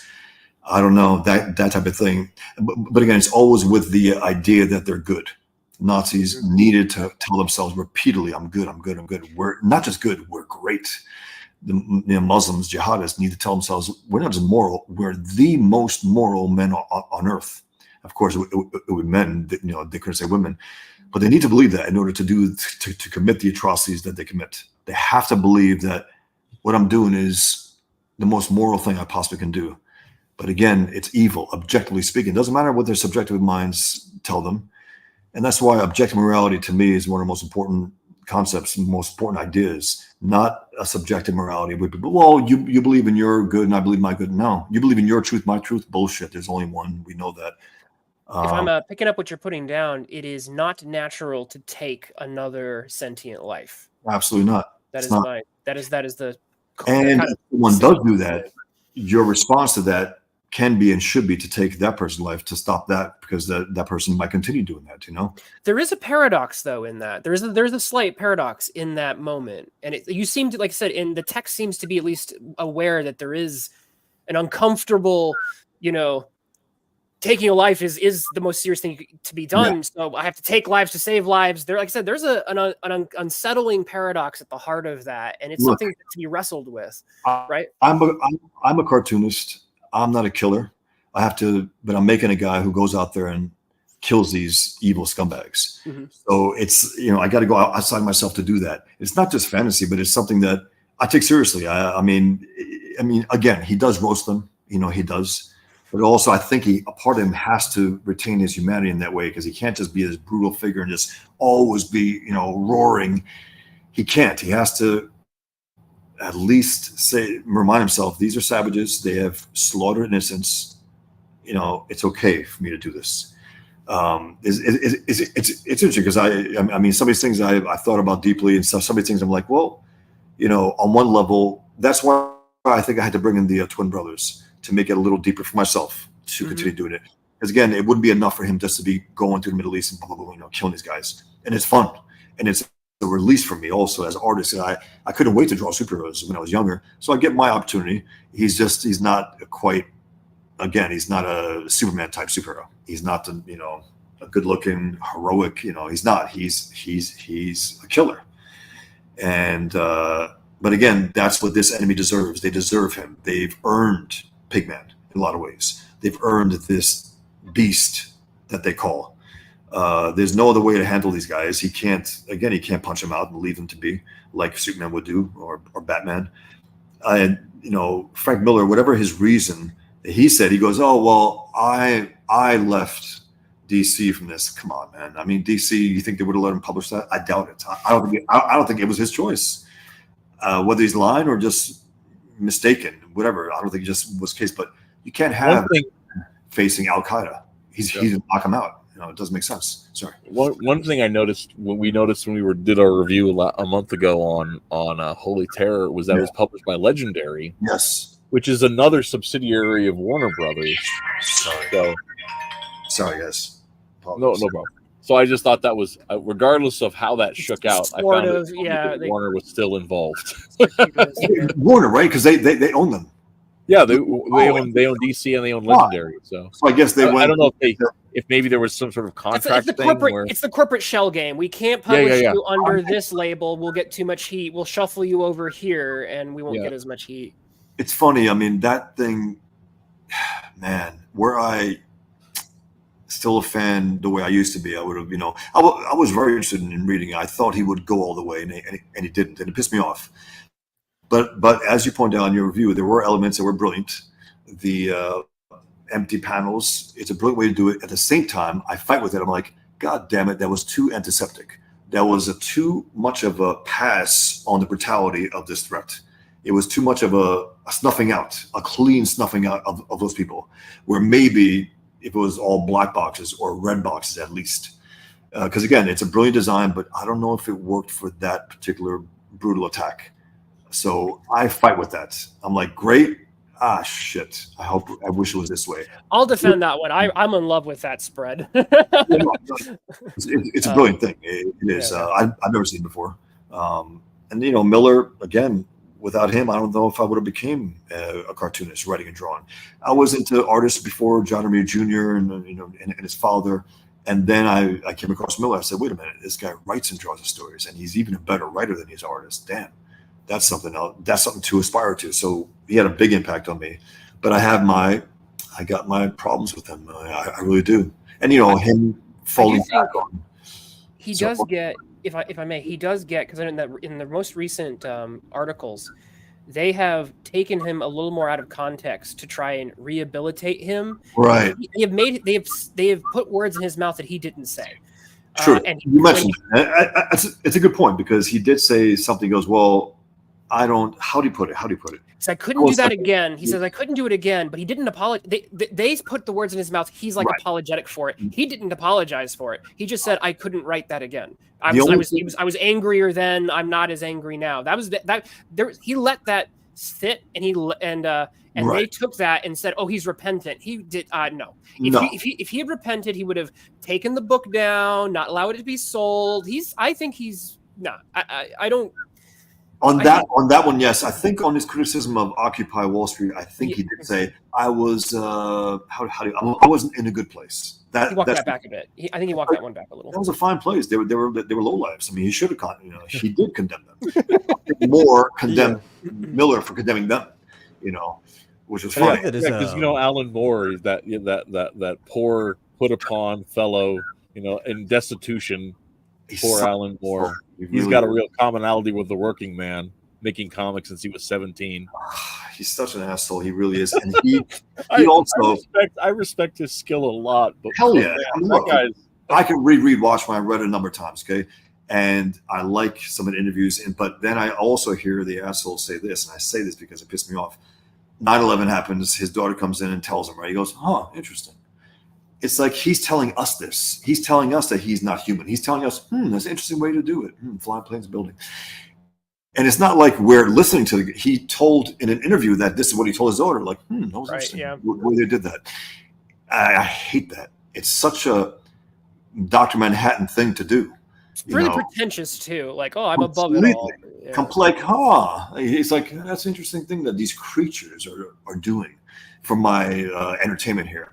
And then also he trashed the superhero comics. He goes, if anyone likes him now. And so I made a tombstone with his face and his hair with the grass. And then I put, I hate superheroes on his forehead, like carved in.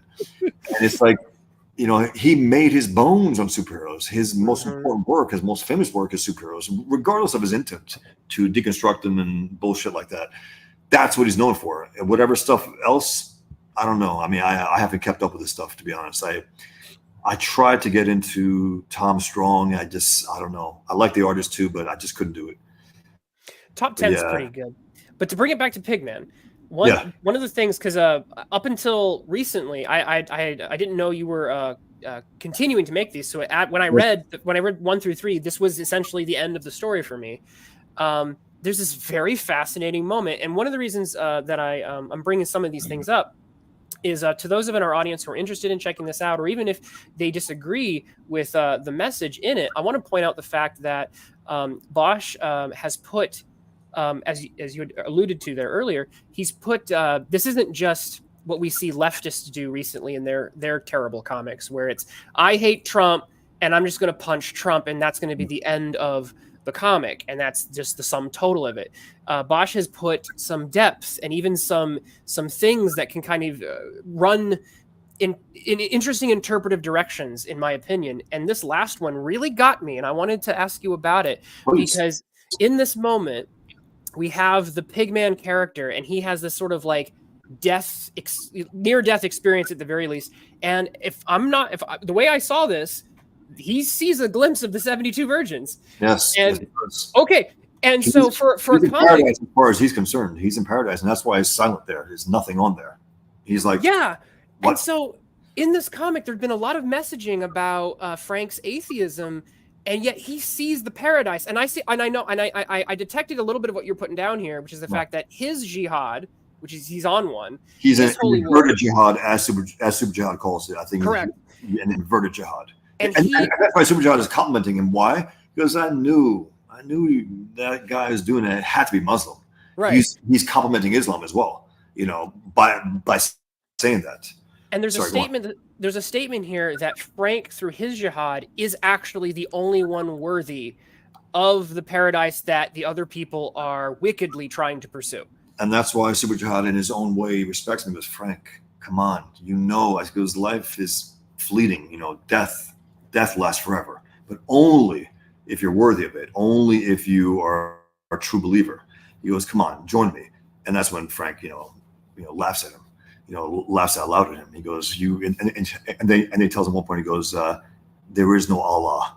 There is no paradise. There is only life and death. And he takes him and seemingly kills him. Right. Seemingly. In this moment in the story is giving us a moment. And I know this, will probably not play out in the future, but in this moment, the story kind of shows us that it is real. Him and Killian are dead. As far as the story goes, the enemy won, and that's why the next issue is called Triumph. And it's Killian, like this with his fist up, with the shadow of Super Jihad in the same thing. It's evil has won. So I have the title, The Infidel featuring Pigman, and it's imposed on it. The true believer is featuring Super Jihad over the names of the infidel. And, right, yeah. Uh-huh. So they won, that's it.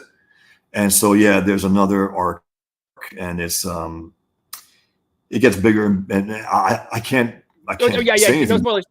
But I wanted to ask you if I could dig 6 or 7 issues. Ultimately, it'll be wrapped in pigskin leather. It'll be Islam proof, Muslim proof, the actual final, collection. But go on. So what I wanted to ask you is that this is one of those kind of misspeak moments from in lit theory, what we talk about, because the text has been in many cases having characters say there is no God, there is no afterlife, and yet here he is. The atheist is experiencing it, and he's in shock. Yeah. So I wanted to. What was it like to have this scene happen, because it's actually, this is one of the more, if we talk about, this is a respectful portrayal. And then I wanted to also loop in the fact that you have in fact illustrated some of the Quran, which is something that, some Muslims may in fact appreciate seeing some of it like portrayed. So like Muhammad in there, because I drew Muhammad a few times within there. So, yeah, sure. where he's advertising and you got guys laughing and guys like, this guy is interesting. These guys are guffawing about it, And then I have him in his harem with his women, and then Aisha's being brought in. That's how it's pronounced in Albania, actually. Aisha. I don't know if it's in Arabic, but yeah. So I did do that. So this, to me, I just thought it was a dramatic way to end this particular arc of the story. It's like, okay, these guys they lost, man. They lost. They went out there to fight, and it's over. And then we'll see what happens. But I just wanted that really extreme dramatic ending where, wait a minute, he's in paradise. Those are the 72 virgins. And he's dressed like a Muslim in, different clothing. And he's shocked and he's silenced. I mean, he has nothing to say. Whereas Killian is, as far as we're concerned, he's bleeding to death. I really want to congratulate you, because no leftist would be brave enough to put this kind of it. Like, you're doing something, even there's something about how this ending is really interesting. Like, because when people get so enmeshed in their ideological storytelling, it can only be my way or the highway. They can't have a moment where the opposite ideology could be seen as real or having a say. I have to take it seriously, and that's why Super Jihad is how he is. Mm-hmm. I have to take him seriously. It's like he's a formidable enemy. Again, I want my hero to have a formidable enemy, a smart guy, a little ahead of him at times. It's important to me for the sheer telling of the story. I can't have him go past an enemy like nothing. He bests him.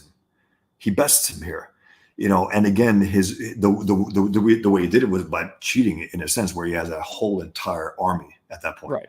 He's like, this guy can take me out one-on-one. Hey man, he can't take out all my guys. So that's the one thing, and it's also an ode to the collectivism of evil.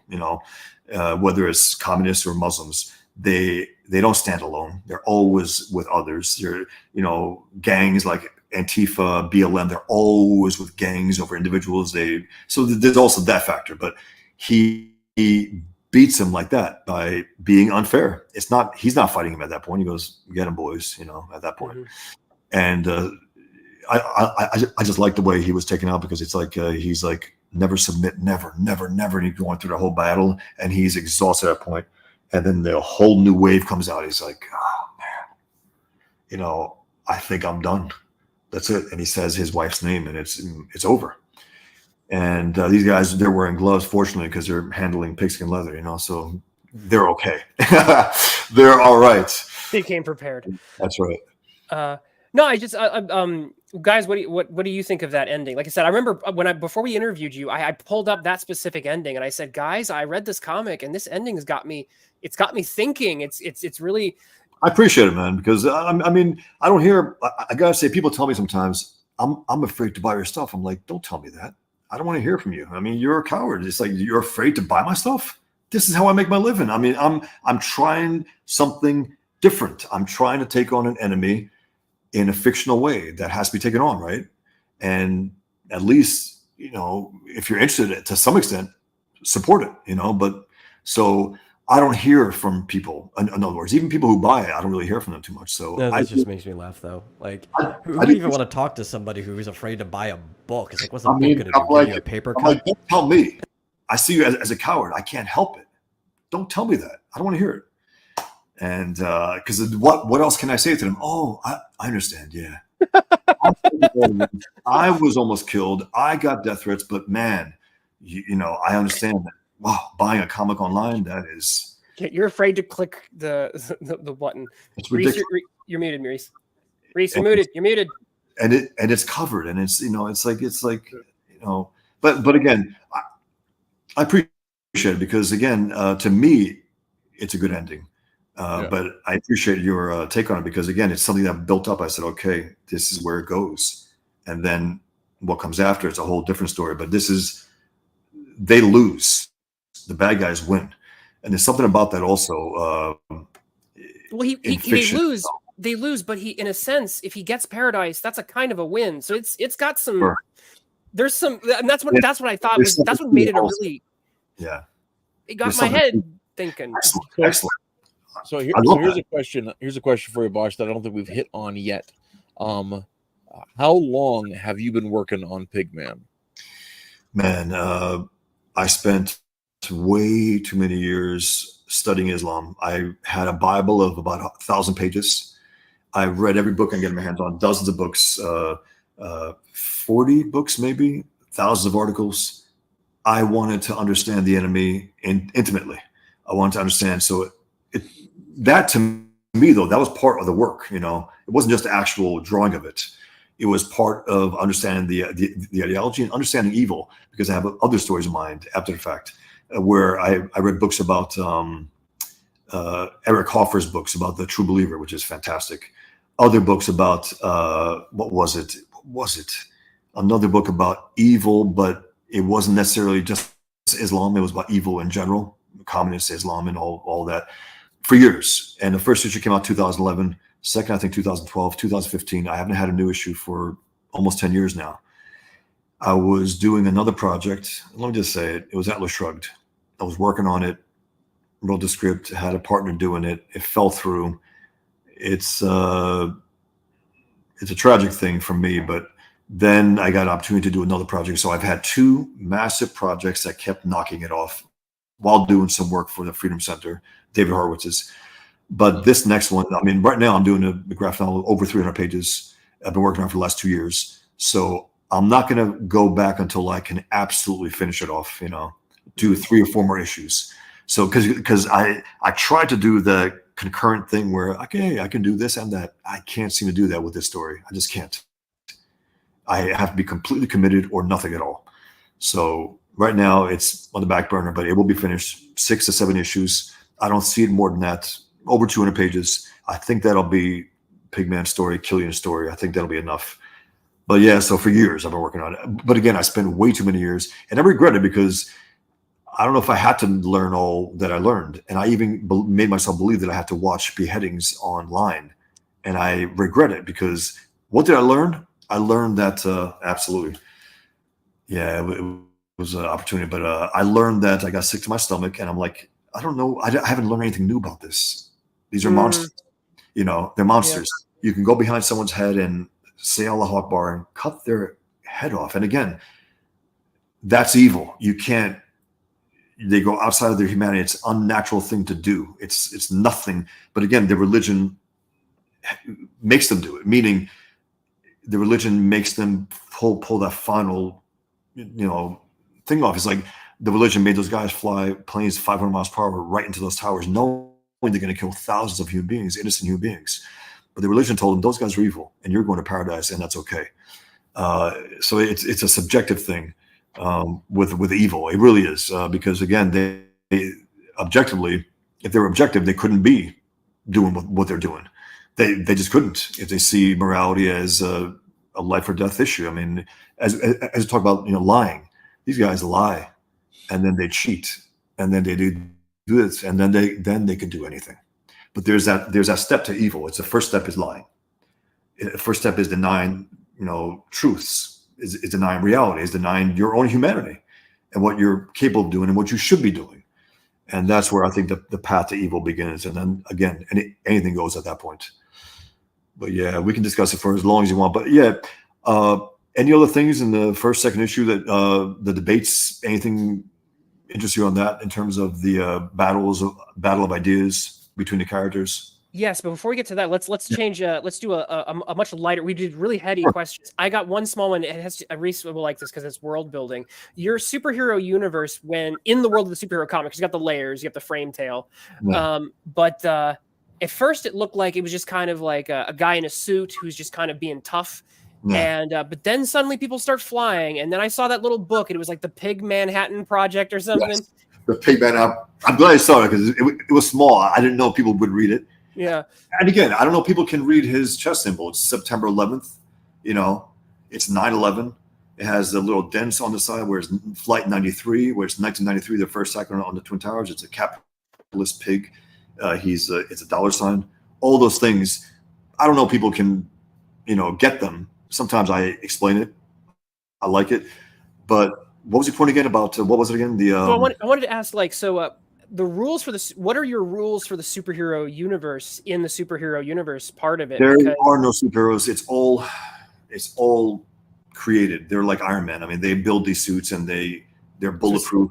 Technology. Technology. That's it. There's no superpowered beings. So there's at one point later on something happens, and let's just say they're depowered. Okay. But one is more skillful with something than the other guy is, and that's when it gets deadly serious for one of them. Okay. So yeah, they're basically Islam began with a sword, and this story ends with swords. And whose swords are they? Well, according to the Islamic world, there are swords that Muhammad owned, and that plays a part here also. They're stolen at a certain point, and that's another thing. But it's just so this is just technology. That's all it is. It's not. He didn't get bitten by a radioactive pig. Superman doesn't use Islamic. Allah didn't empower him. It's technology. These guys are smart, and they figure it out. And again, they soup it up as they go. I mean, first he's just a bulletproof big guy, right? And then you see his suit. It's like, okay, there's some circuitry there. What does that mean? Is he empowered? Yeah, he's a little stronger than normal. Mm-hmm. And then when you see Super Jihad flying, he's like, and I allude to an issue too, where he says, one second, sorry, where he says, next step, flying. Because remember he jumps off the cliff and the guys jump after me. He's like, madman. He goes, killing and dying for 72 crore women only in Islam, because they're jumping and some of them stop. They say no, we can't do this. They're actually scared shit. So he goes down and uses his pig gun, as I call it, and he shoots and they knock out the thing. So he has one last resort, the parachute. But then after that, he's like, I almost died there. I don't know if I can afford to do this anymore. I have to step up my powers. And that's why he starts thinking about flying. And then when Super Jihad does it, he's like, I got this, man. Give me a few months. When pigs fly. That was my first ad, by the way. 2005, San Diego Comic-Con. It was when will comics take on jihad? When Pigman flies. And the early days of Pigman, it was a pink mask, and I look back, I'm like, what the hell was I thinking? That's impossible to me. But it was like, pigs are pink, right? But then I thought pigskin leather, it has that nice rust look, and it also echoes Killian and his hair a little, like a rust orange look. So it connects them in that sense. If you see them there, right there, he has like a similar color to his hair, and his pigskin leather. By the way, I have that here on my watch as well. But I just I thought that was a cool way to make it attractive, and also bring a little Daredevil in there with a crimson suit, the black-red suit, and then the big fat American flag. It was smaller early on, but I said, okay, it's not just because he's a patriot. He is a patriot, but what's behind that flag? I said, boom, a parachute. If he's caught in a tight spot, which he was. And then I have also two allusions to Team America World Police. Remember? Oh, really? And he goes, America, and the guy cuts in with Allahu Akbar. And then when Salam tells Killian to recite the Shahada, which is the declaration of faith. Remember that? He goes, okay. He goes, there is no God. It's supposed to be there is no God but Allah, and right. Muhammad wasn't that. So he stops at there is no God. He goes, finish it, and then he hits him, and then he says, at one point he goes, okay, Allah, what was it? Durka Shurpa Muhammad Allah Jihad Shurpa Bakalah. That was in Team America War Police, which was hilarious, by the way. Oh, okay, that's what that. Okay, I got you. And this is here they come. It's like I call it retribution, and it's not just theirs; it's the enemy's retribution against Pigman and Killian, because they feel that they hurt them pretty bad.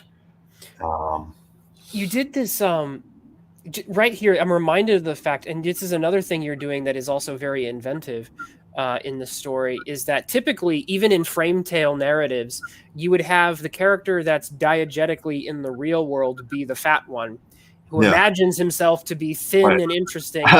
You have the absolute opposite. You have the guy who is diegetically real. The real author is like he's like, you know, cut and he looks amazing, and his fictional character is fat. Funny you say that, but he had to be Pigman. You know, I mean, again, Pigman. I didn't want to make him this. I had to make him like a pig, right? Big gut. As I say, he has the guts to take on jihad, right? And literally does. And he's got. And Killian also. I mean, when people see me sometimes, like they think I look like Pigman somehow. You know, if I'm on a radio or something like that, and then they see me and say, "Whoa, I thought you would be a big fat guy." I said, "No, I'm not."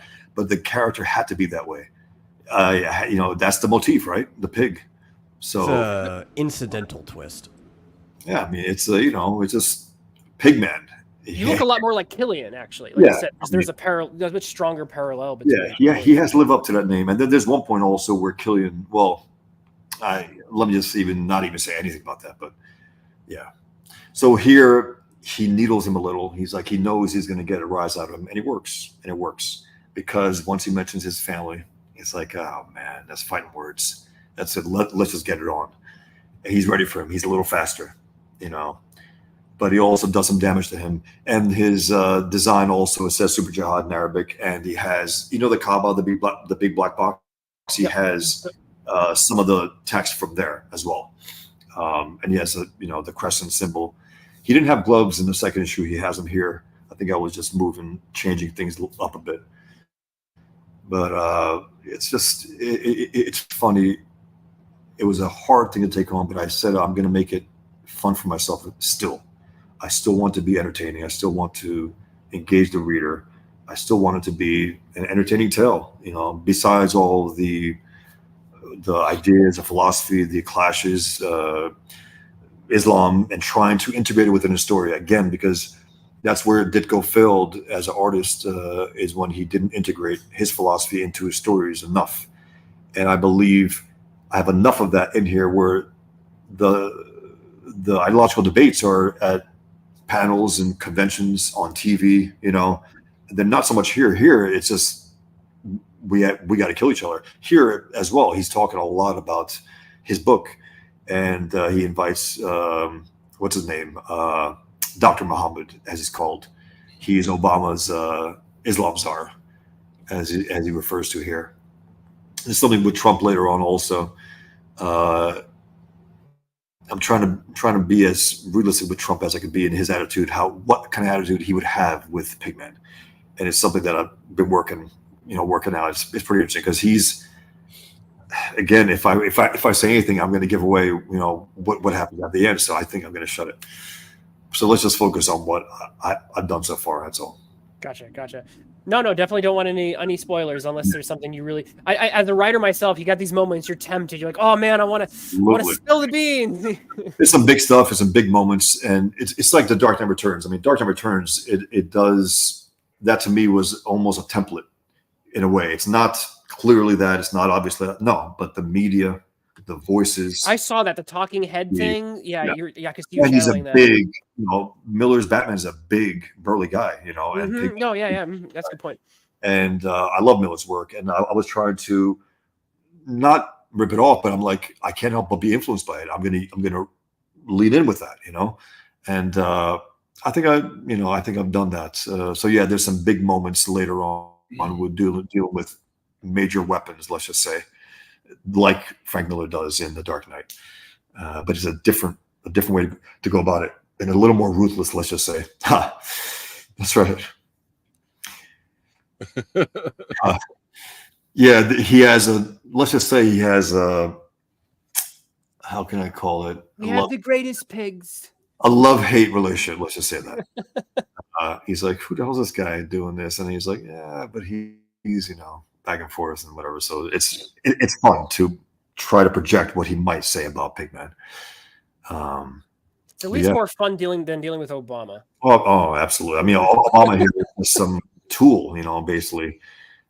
I have him be the an Islam's bitch. I mean, that's what he is in here. When the guys just basically tell him what he's going to do, he's like, okay, all right, and then he's just playing golf. He would just do drone strikes on people. Yeah, sure, be a little practical. He's like, there's a man under that suit, this beast that you call, but he could be persuadable. We can find out about him and basically take care of him. He goes, no. We're going to get him. Okay. And he's like, okay. And I think that would be true too. If I take this seriously, that's probably what would happen. So it's fun. I mean, it's fun to project what the world is, how the people's reaction to even Frank's work, and also the give and take between Muhammad and Frank in this moment as well. Do you have a version of Joe Biden? I don't. I think it gets just a sleep off panel. I was gonna say, do you have like him just kind of like falling asleep? It's about time, because Frank is a little older, and if he gets to Joe Biden, he's old. Okay, he's too old. He's like Joe Biden at that point. Yeah. But, too many hits in the head, right? Exactly. Yeah, he just needs to get replaced with a piglet. I was just say he's out of it for a while. Are you familiar with Joe? Are you familiar with Joe Sacco? Yes, I am. Sacco has been. Anyway, go on. Sacco's been like not pulling punches on Joe Biden lately. Really? Oh yeah. He put him in Dante's Inferno. How about Kamala? Is he the same with her, or he just doesn't have any use for him now? So therefore, Kamala's cool. I'll have to double check. He's been doing some recent little one. The one thing that pissed me off about him was that when he was trying to write something about Muhammad cartoons, and he didn't draw Muhammad, and it was such a shitty, cowardly move on his part. That entire page that he drew, I was like, at least draw Muhammad in this. I mean, if you're gonna criticize, also do it, or even he was alluding to it. I don't even think if he said Muhammad in there. It was such a gutless piece. He took he's very pro Palestine, so he took a very pro Arabic kind of, but he's not like pro violence. But he took he was trying to thread this weird needle where he was like, hey, obviously, he's pro the terrorists in Palestine. He's pro violence in that sense. But yeah, go on. He was trying to thread a certain needle, and he didn't appreciate. You know what? Honestly, I'd have to go pull it up because I don't want to speak. Yeah, no, he's such a mech. He's such a mess. He really is. And again, that thing that I saw, I wrote him off on that alone. I was like, what an asshole. You're going to touch this at least, God damn it, at least doodle Muhammad or something. I mean, at least do something if you're going to talk about it. Because he was talking about the Muhammad cartoons without drawing it, without mentioning it, without saying anything worthwhile. Because I read it from top to bottom. I was like, worthless. He said nothing in there. Nothing strong, nothing for free speech, nothing against it, nothing. I don't know. He was of two minds about it, and total mess. But yeah, I will give. I think that's probably that being the idea of Sacco being of two minds. I think is actually a really accurate observation, because I feel, and Twitless, you might disagree with me on this, but I feel like Sacco holds two conflicting opinions in his mind. Always. Everything I've read of his, which isn't a lot. I'm not a Sacco expert, but every time I've read one of his comics, I feel like there are always two opposing ideas trying to resolve themselves into something, and not being able to. He's seen, and not to understand. Like, go ahead. I was going to say, I feel like at least part of that conflict is like the emotional impact and the facts preceding the emotion. Right. I might be wrong about that, but he has seen the other side and documented in great detail the fact that, like any other governments have done cruel things to people, and he has documented the Israeli government and how it's been cruel at times to Arabs, and he has a lot of feelings because of that. You want to tell that story because no one else would.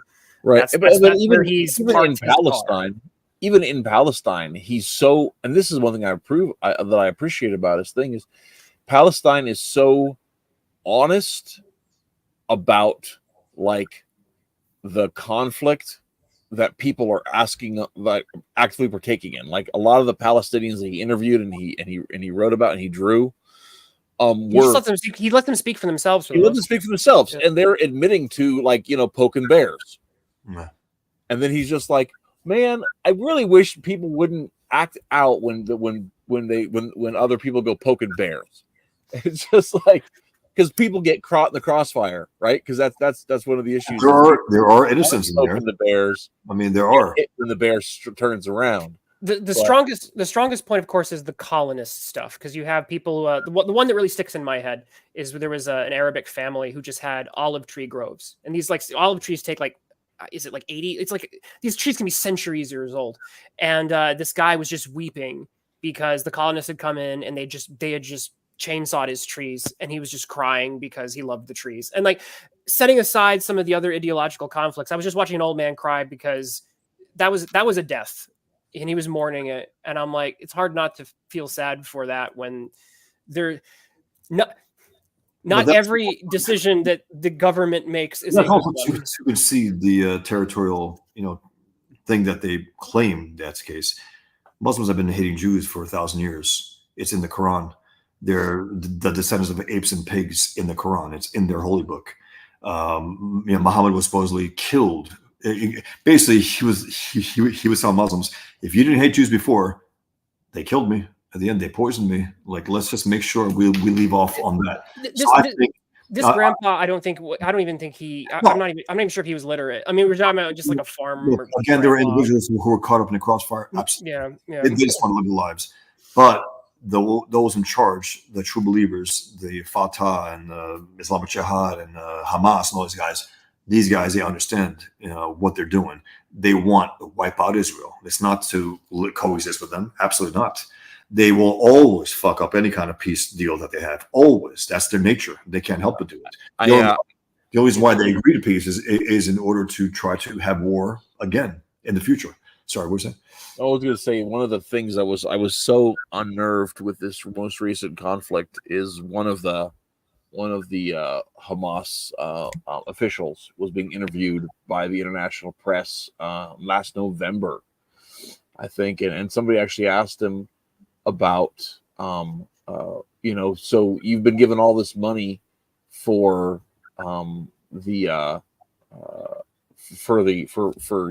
international aid. Why aren't you spending any of it on essentials and food and shelter for people that are getting displaced?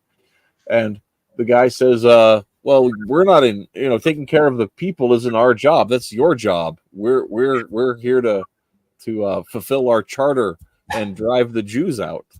It's true. Sometimes they come out and they know the game is played. They know that they know how that works. But that's like the. But that's, it's so frustrating because it's like, two things can be true at once. Both parties can have done bad things. I'm not trying to sugarcoat what goes on in warfare at all. But when the elected government says it's not our job to take care of the people, when they're taking money to take care of the people, that's it gives us the government's only. But again, their job is to kill Jews and wipe out Israel, and that's not an exaggeration. It's a fact. It's part of their charter. It's in their founding charter. And it doesn't matter if you got these peaceful Palestinians, not liking it, and they'll be killed. They will be killed. But there are innocents. There are young children there. Now they're trying to corrupt them. They're trying to dehumanize them to try to hate Jews. But it's a disgusting mess, and it's not.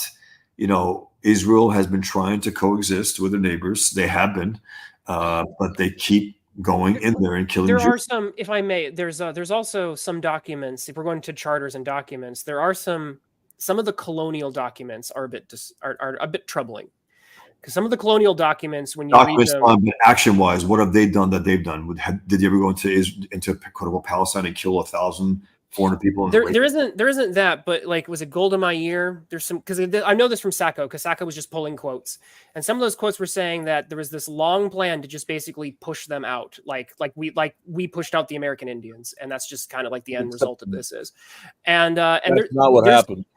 I'm saying that there's some quotes in some of those documents that do put another.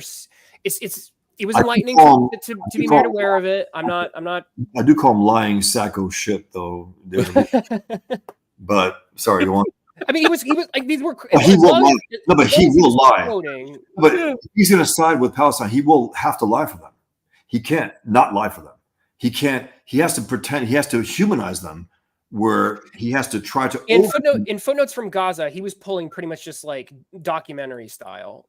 So I mean, Yeah, but people are willing to lie also to him as well. And in fairness, I haven't researched it. I can't take a stay, but I will tell you. I will remember before my battery dies entirely, because it's about to. okay. I will say, don't forget that An Inconvenient Truth is also a documentary, and That's right. we're all still here. That's right. I gotta I'm say not- that.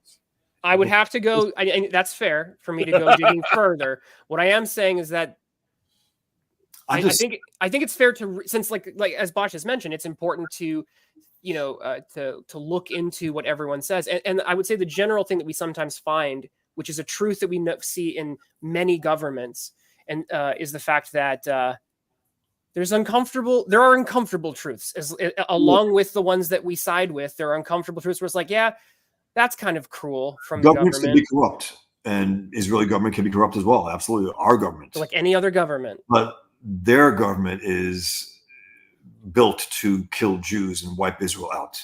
That's their focus. That's their plan. That's their charter. It's not there to protect the people. Hamas specifically in this. Yes, case. Hamas. Yes, But all those groups, they're all the same. It's like right now, Hamas is the quote unquote hot group from them. Mm-hmm. They have Islamic Jihad. They have Fatah. They have all the old. They have the Palestinian Authority. They're terrorists. Which terrorist group is popular right now? That's all comes down to right now. They kill more Jews, so therefore they're the spotlight. And I really hope that Israel wipes out Hamas completely, utterly. I mean, I got Pigman going into the Hamas offices, if you notice, and he comes out and his bloody footprints. Right. Yeah. Across the Islamic world, these guys got to be killed, and there's no way around it. And again, you can't work with them. You can't live with them. You can't live side by side with them. They will always try to kill you. They've always initiated a conflict against Israel. Always have. It's not like Israel didn't start these wars. They didn't do that. And again, Palestine has to be lied on behalf of. Sacco and all the others, all these people, they have to lie in order to try to make their position seem reasonable. It's not reasonable to want all Jews dead. It's unreasonable as all get out. It's something that is impossible. First of all, they can't do that, but that's their dream. That's what their religion believes. So it's not an issue of territory. It's not that. They can rationalize, justify anything they want. And they want also, though the Islamic world wants to keep Palestine, quote unquote, I always call it quote unquote because it's not a country, always wants to keep it angry and quick to kill Jews. They do nothing to lessen the situation, to make it better for the Palestinians ever. They want them angry. They want them pissed off, and they want Jews dead. The entire Islamic world. That's their proxy. Palestine is their proxy to kill Jews on a daily basis, if they could. And again, it has to do with the religion. It has to do with the hardcore Jew hatred. Again, growing up Muslim, we were quote unquote moderates. The Jew hatred was not moderate at all. Admiration for Hitler and Americans living in America who were passive Muslims. That tells you that even passive Muslims could be affected to that level. Imagine true believers, what they're willing to do. So that's a whole different argument debate. But I know I was hoping that I was like, oh man, are we going to open up that can of worms for the whole Gaza conflict? That's not going to be a hot button topic. To me, it's inevitable, Yeah. and it's the same jihad that we're facing, the world's facing. People try to separate it from everyone else. No. You can't do that. It's the same jihad. It's the same enemy that killed us on 9/11, that continues to kill 150 to 200 people every single week. Check out the website, religionofpeace.com. They document, they compile all these attacks during the week. It's always a few hundred. It's I always post it out there. I say, hey, white supremacist terrorist threat, can you compare this? I mean, where are your stats? Here are my stats. Where are yours? I say the Islamic threat is the greatest threat. You say the white supremacists are the greatest terrorist threat. Where are your stats? Nowhere to be found. So yeah, it's just something that but again, it is the jihad. It's not the Palestinian-Israeli conflict. That's the bullshit that we tell ourselves. It's the jihad. That's what it is. And their particular jihad is against Israel. Their particular concrete jihad is against Israel. But if they could, they killed Americans that day as well. Americans who were in Israel, and we don't talk about that. Tucker Carlson doesn't talk about that. He talks about America, America, America. Hey, Tucker, Americans died also, and they're kidnapped. You have anything to say about that? He's also compromised himself on that issue. But yeah, I can go on. And what was it? Is the number 13? 13. I think it's 13 Americans that are still either yes. unaccounted for or in prison. Which these America Firsters don't give a shit about because they don't like Israel. A lot of them are flat out Jew haters. They are. Now, Tucker's a little more savvy about it. He won't come out and say it, but he is. He is. He'll go. He did a world tour, right? He went everywhere except Israel. He went to the Middle East. He went to Turkey. He went to the UAE. He went to Brazil. He went to Europe. He went everywhere. He would never go there. He wouldn't do that. And I think he outed himself by doing that, by having Jew-hating generals on his show, by having that wacko, what's her name, Candace Owens on there, who's a born-again Jew hater. Whatever reason, this is her thing now. She's a born-again Jew hater. And she's an apologist for a Muslim pimp. And I asked her, I said, "You're with a Muslim pimp. What does that make you? Makes you a hoe." So she's also another mess. But I can get, we can go everywhere with this. I don't know if you guys want to, but we're at 2 hours. Let's go back to a safer subject about Islam and jihad and Pigman. I'm joking. Well, actually, we're about at 2 hours. We usually we're almost. I think we're about ready for. Wow. I could talk. We could talk all night. I'm so happy. Thanks for having me, man. Because I really appreciate give and take, and also being challenged. Because again, this is a tough subject to take on. It really is, and it's just it's worth taking on, and it's worth also discussing it.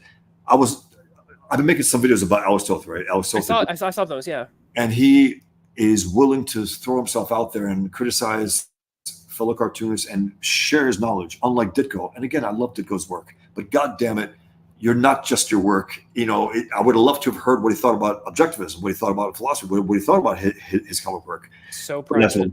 Yeah, very, very, I don't know, too distant from his own audience. Thanks, Adam.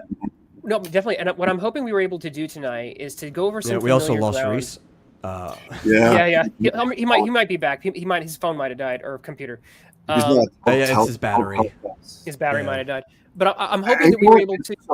I appreciate your willingness to have me on. I really do, and to let me just speak. Oh yeah, I appreciate it. But I'm hoping that, because one thing that happens with a work like this that has a hot button topic is people sometimes get that gravity of the hot button topic, and sometimes we miss that. This work has some interesting literary interpretations that I think can sometimes get missed. And I was hoping to draw attention to some of those interesting nuggets. I appreciate it, man. I got reviewed by a few leftists who couldn't dismiss it. They were pissed off about it too. They said, "Yeah, it's good, but God damn it, I don't like it." But they were like. It was Rich Johnson and someone else. Really, Rich? Yeah, Rich Johnson. He completely. Okay. It's an artistic achievement. He was almost like, he goes, it's like Batman Year One and all these things put together, and because he dismissed it offhand. Yeah, but he goes, yeah, it's good.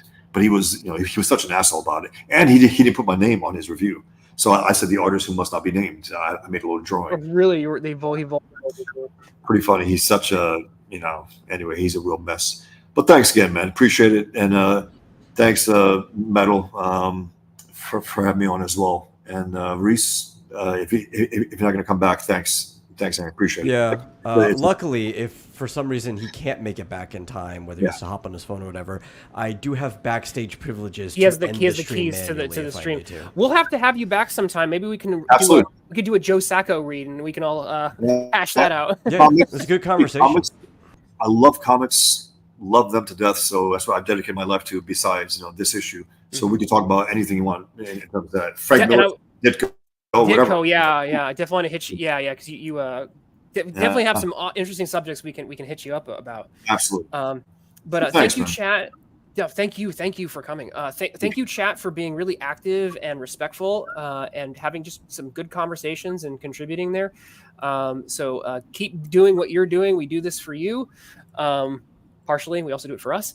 And thank you, Bosch Fawstin, for coming. Do we have really a appreciate link you sharing to your your work with us? store page? Oh yeah. Anywhere we can drop it in chat for people. Thanks. BoschFawstin.com. And then I will share the show as well. Hopefully some people Hold on. come from my Twitter, from my X. I try to call it X. I got to give the man his due, you know? Right. Give me 1 second. I'm going to pull up. Here we go. I've got the link, and then we can drop that in chat real fast. I'll put it in And private. I just put in the digital versions. I got, well, PDF versions, technically speaking, but they are digital versions of Table for One, Pigman, and I will send out the print copies this week. So thanks, man. Appreciate it. Awesome. And if you're not interested in and if there's Bosch also has Table for One, which is a separate work that touches on it's just a kind of you say you were drawing from your experiences in the service industry. Yeah, and I just I thought that was a good backdrop to use. You know, more than just write what you know. I thought it was interesting, like a little society. You know, its own little world, its own little characters, and you got customers coming in, and it took place a little after 9/11. Because I remember I was working on it. I said, "Am I going to scrap this and run right into Pigman?" I said, "No, finish it and then go into Pigman." So, but I did have an opportunity to have all the customers talk about the post 9/11 attack in there. So it was fun. It was my introduction to a comic book industry, and I was nominated for Russ Manning Most Promising Newcomer and Eisner. Eisner, yeah, Eisner, good. Okay, congratulations. I mean, which was great. I mean, truly, the honor is being nominated. If you win, that's a plus. I mean, it's definitely, I think, when the Eisners used to have legitimacy. We read the recent Eisner one-shot comics, and some of them, they're rough. I can imagine. Bad. Some of them were bad. And I got a chance to thank Will Eisner, directly, and then Alex Toth, like Table for One. He wrote me these beautiful postcards, and his praise for it blew me away. Because again, I was a younger cartoonist. It was my first work. I sent it to him, and he sent it back within a few days. This beautiful handwritten, postcard, and he was effusive with his praise. And again, I remember some people saying, he was just being kind. And so is it Toth being kind? No. He's a hardcore guy, a truth teller. If he doesn't like it, he will tell you. So I knew that I was counting on his integrity to believe every word he wrote. So just great.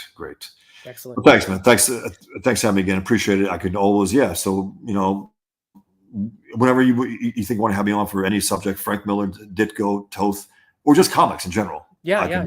We'd love to have you again. We have your socials, and we'll attach other links below the video. Thank you, Chad, again for joining us. I think we'll wrap it up there because Reese is probably still running around trying to plug his computer in. So Metal, we'll let you end it. But I'll do Reese's.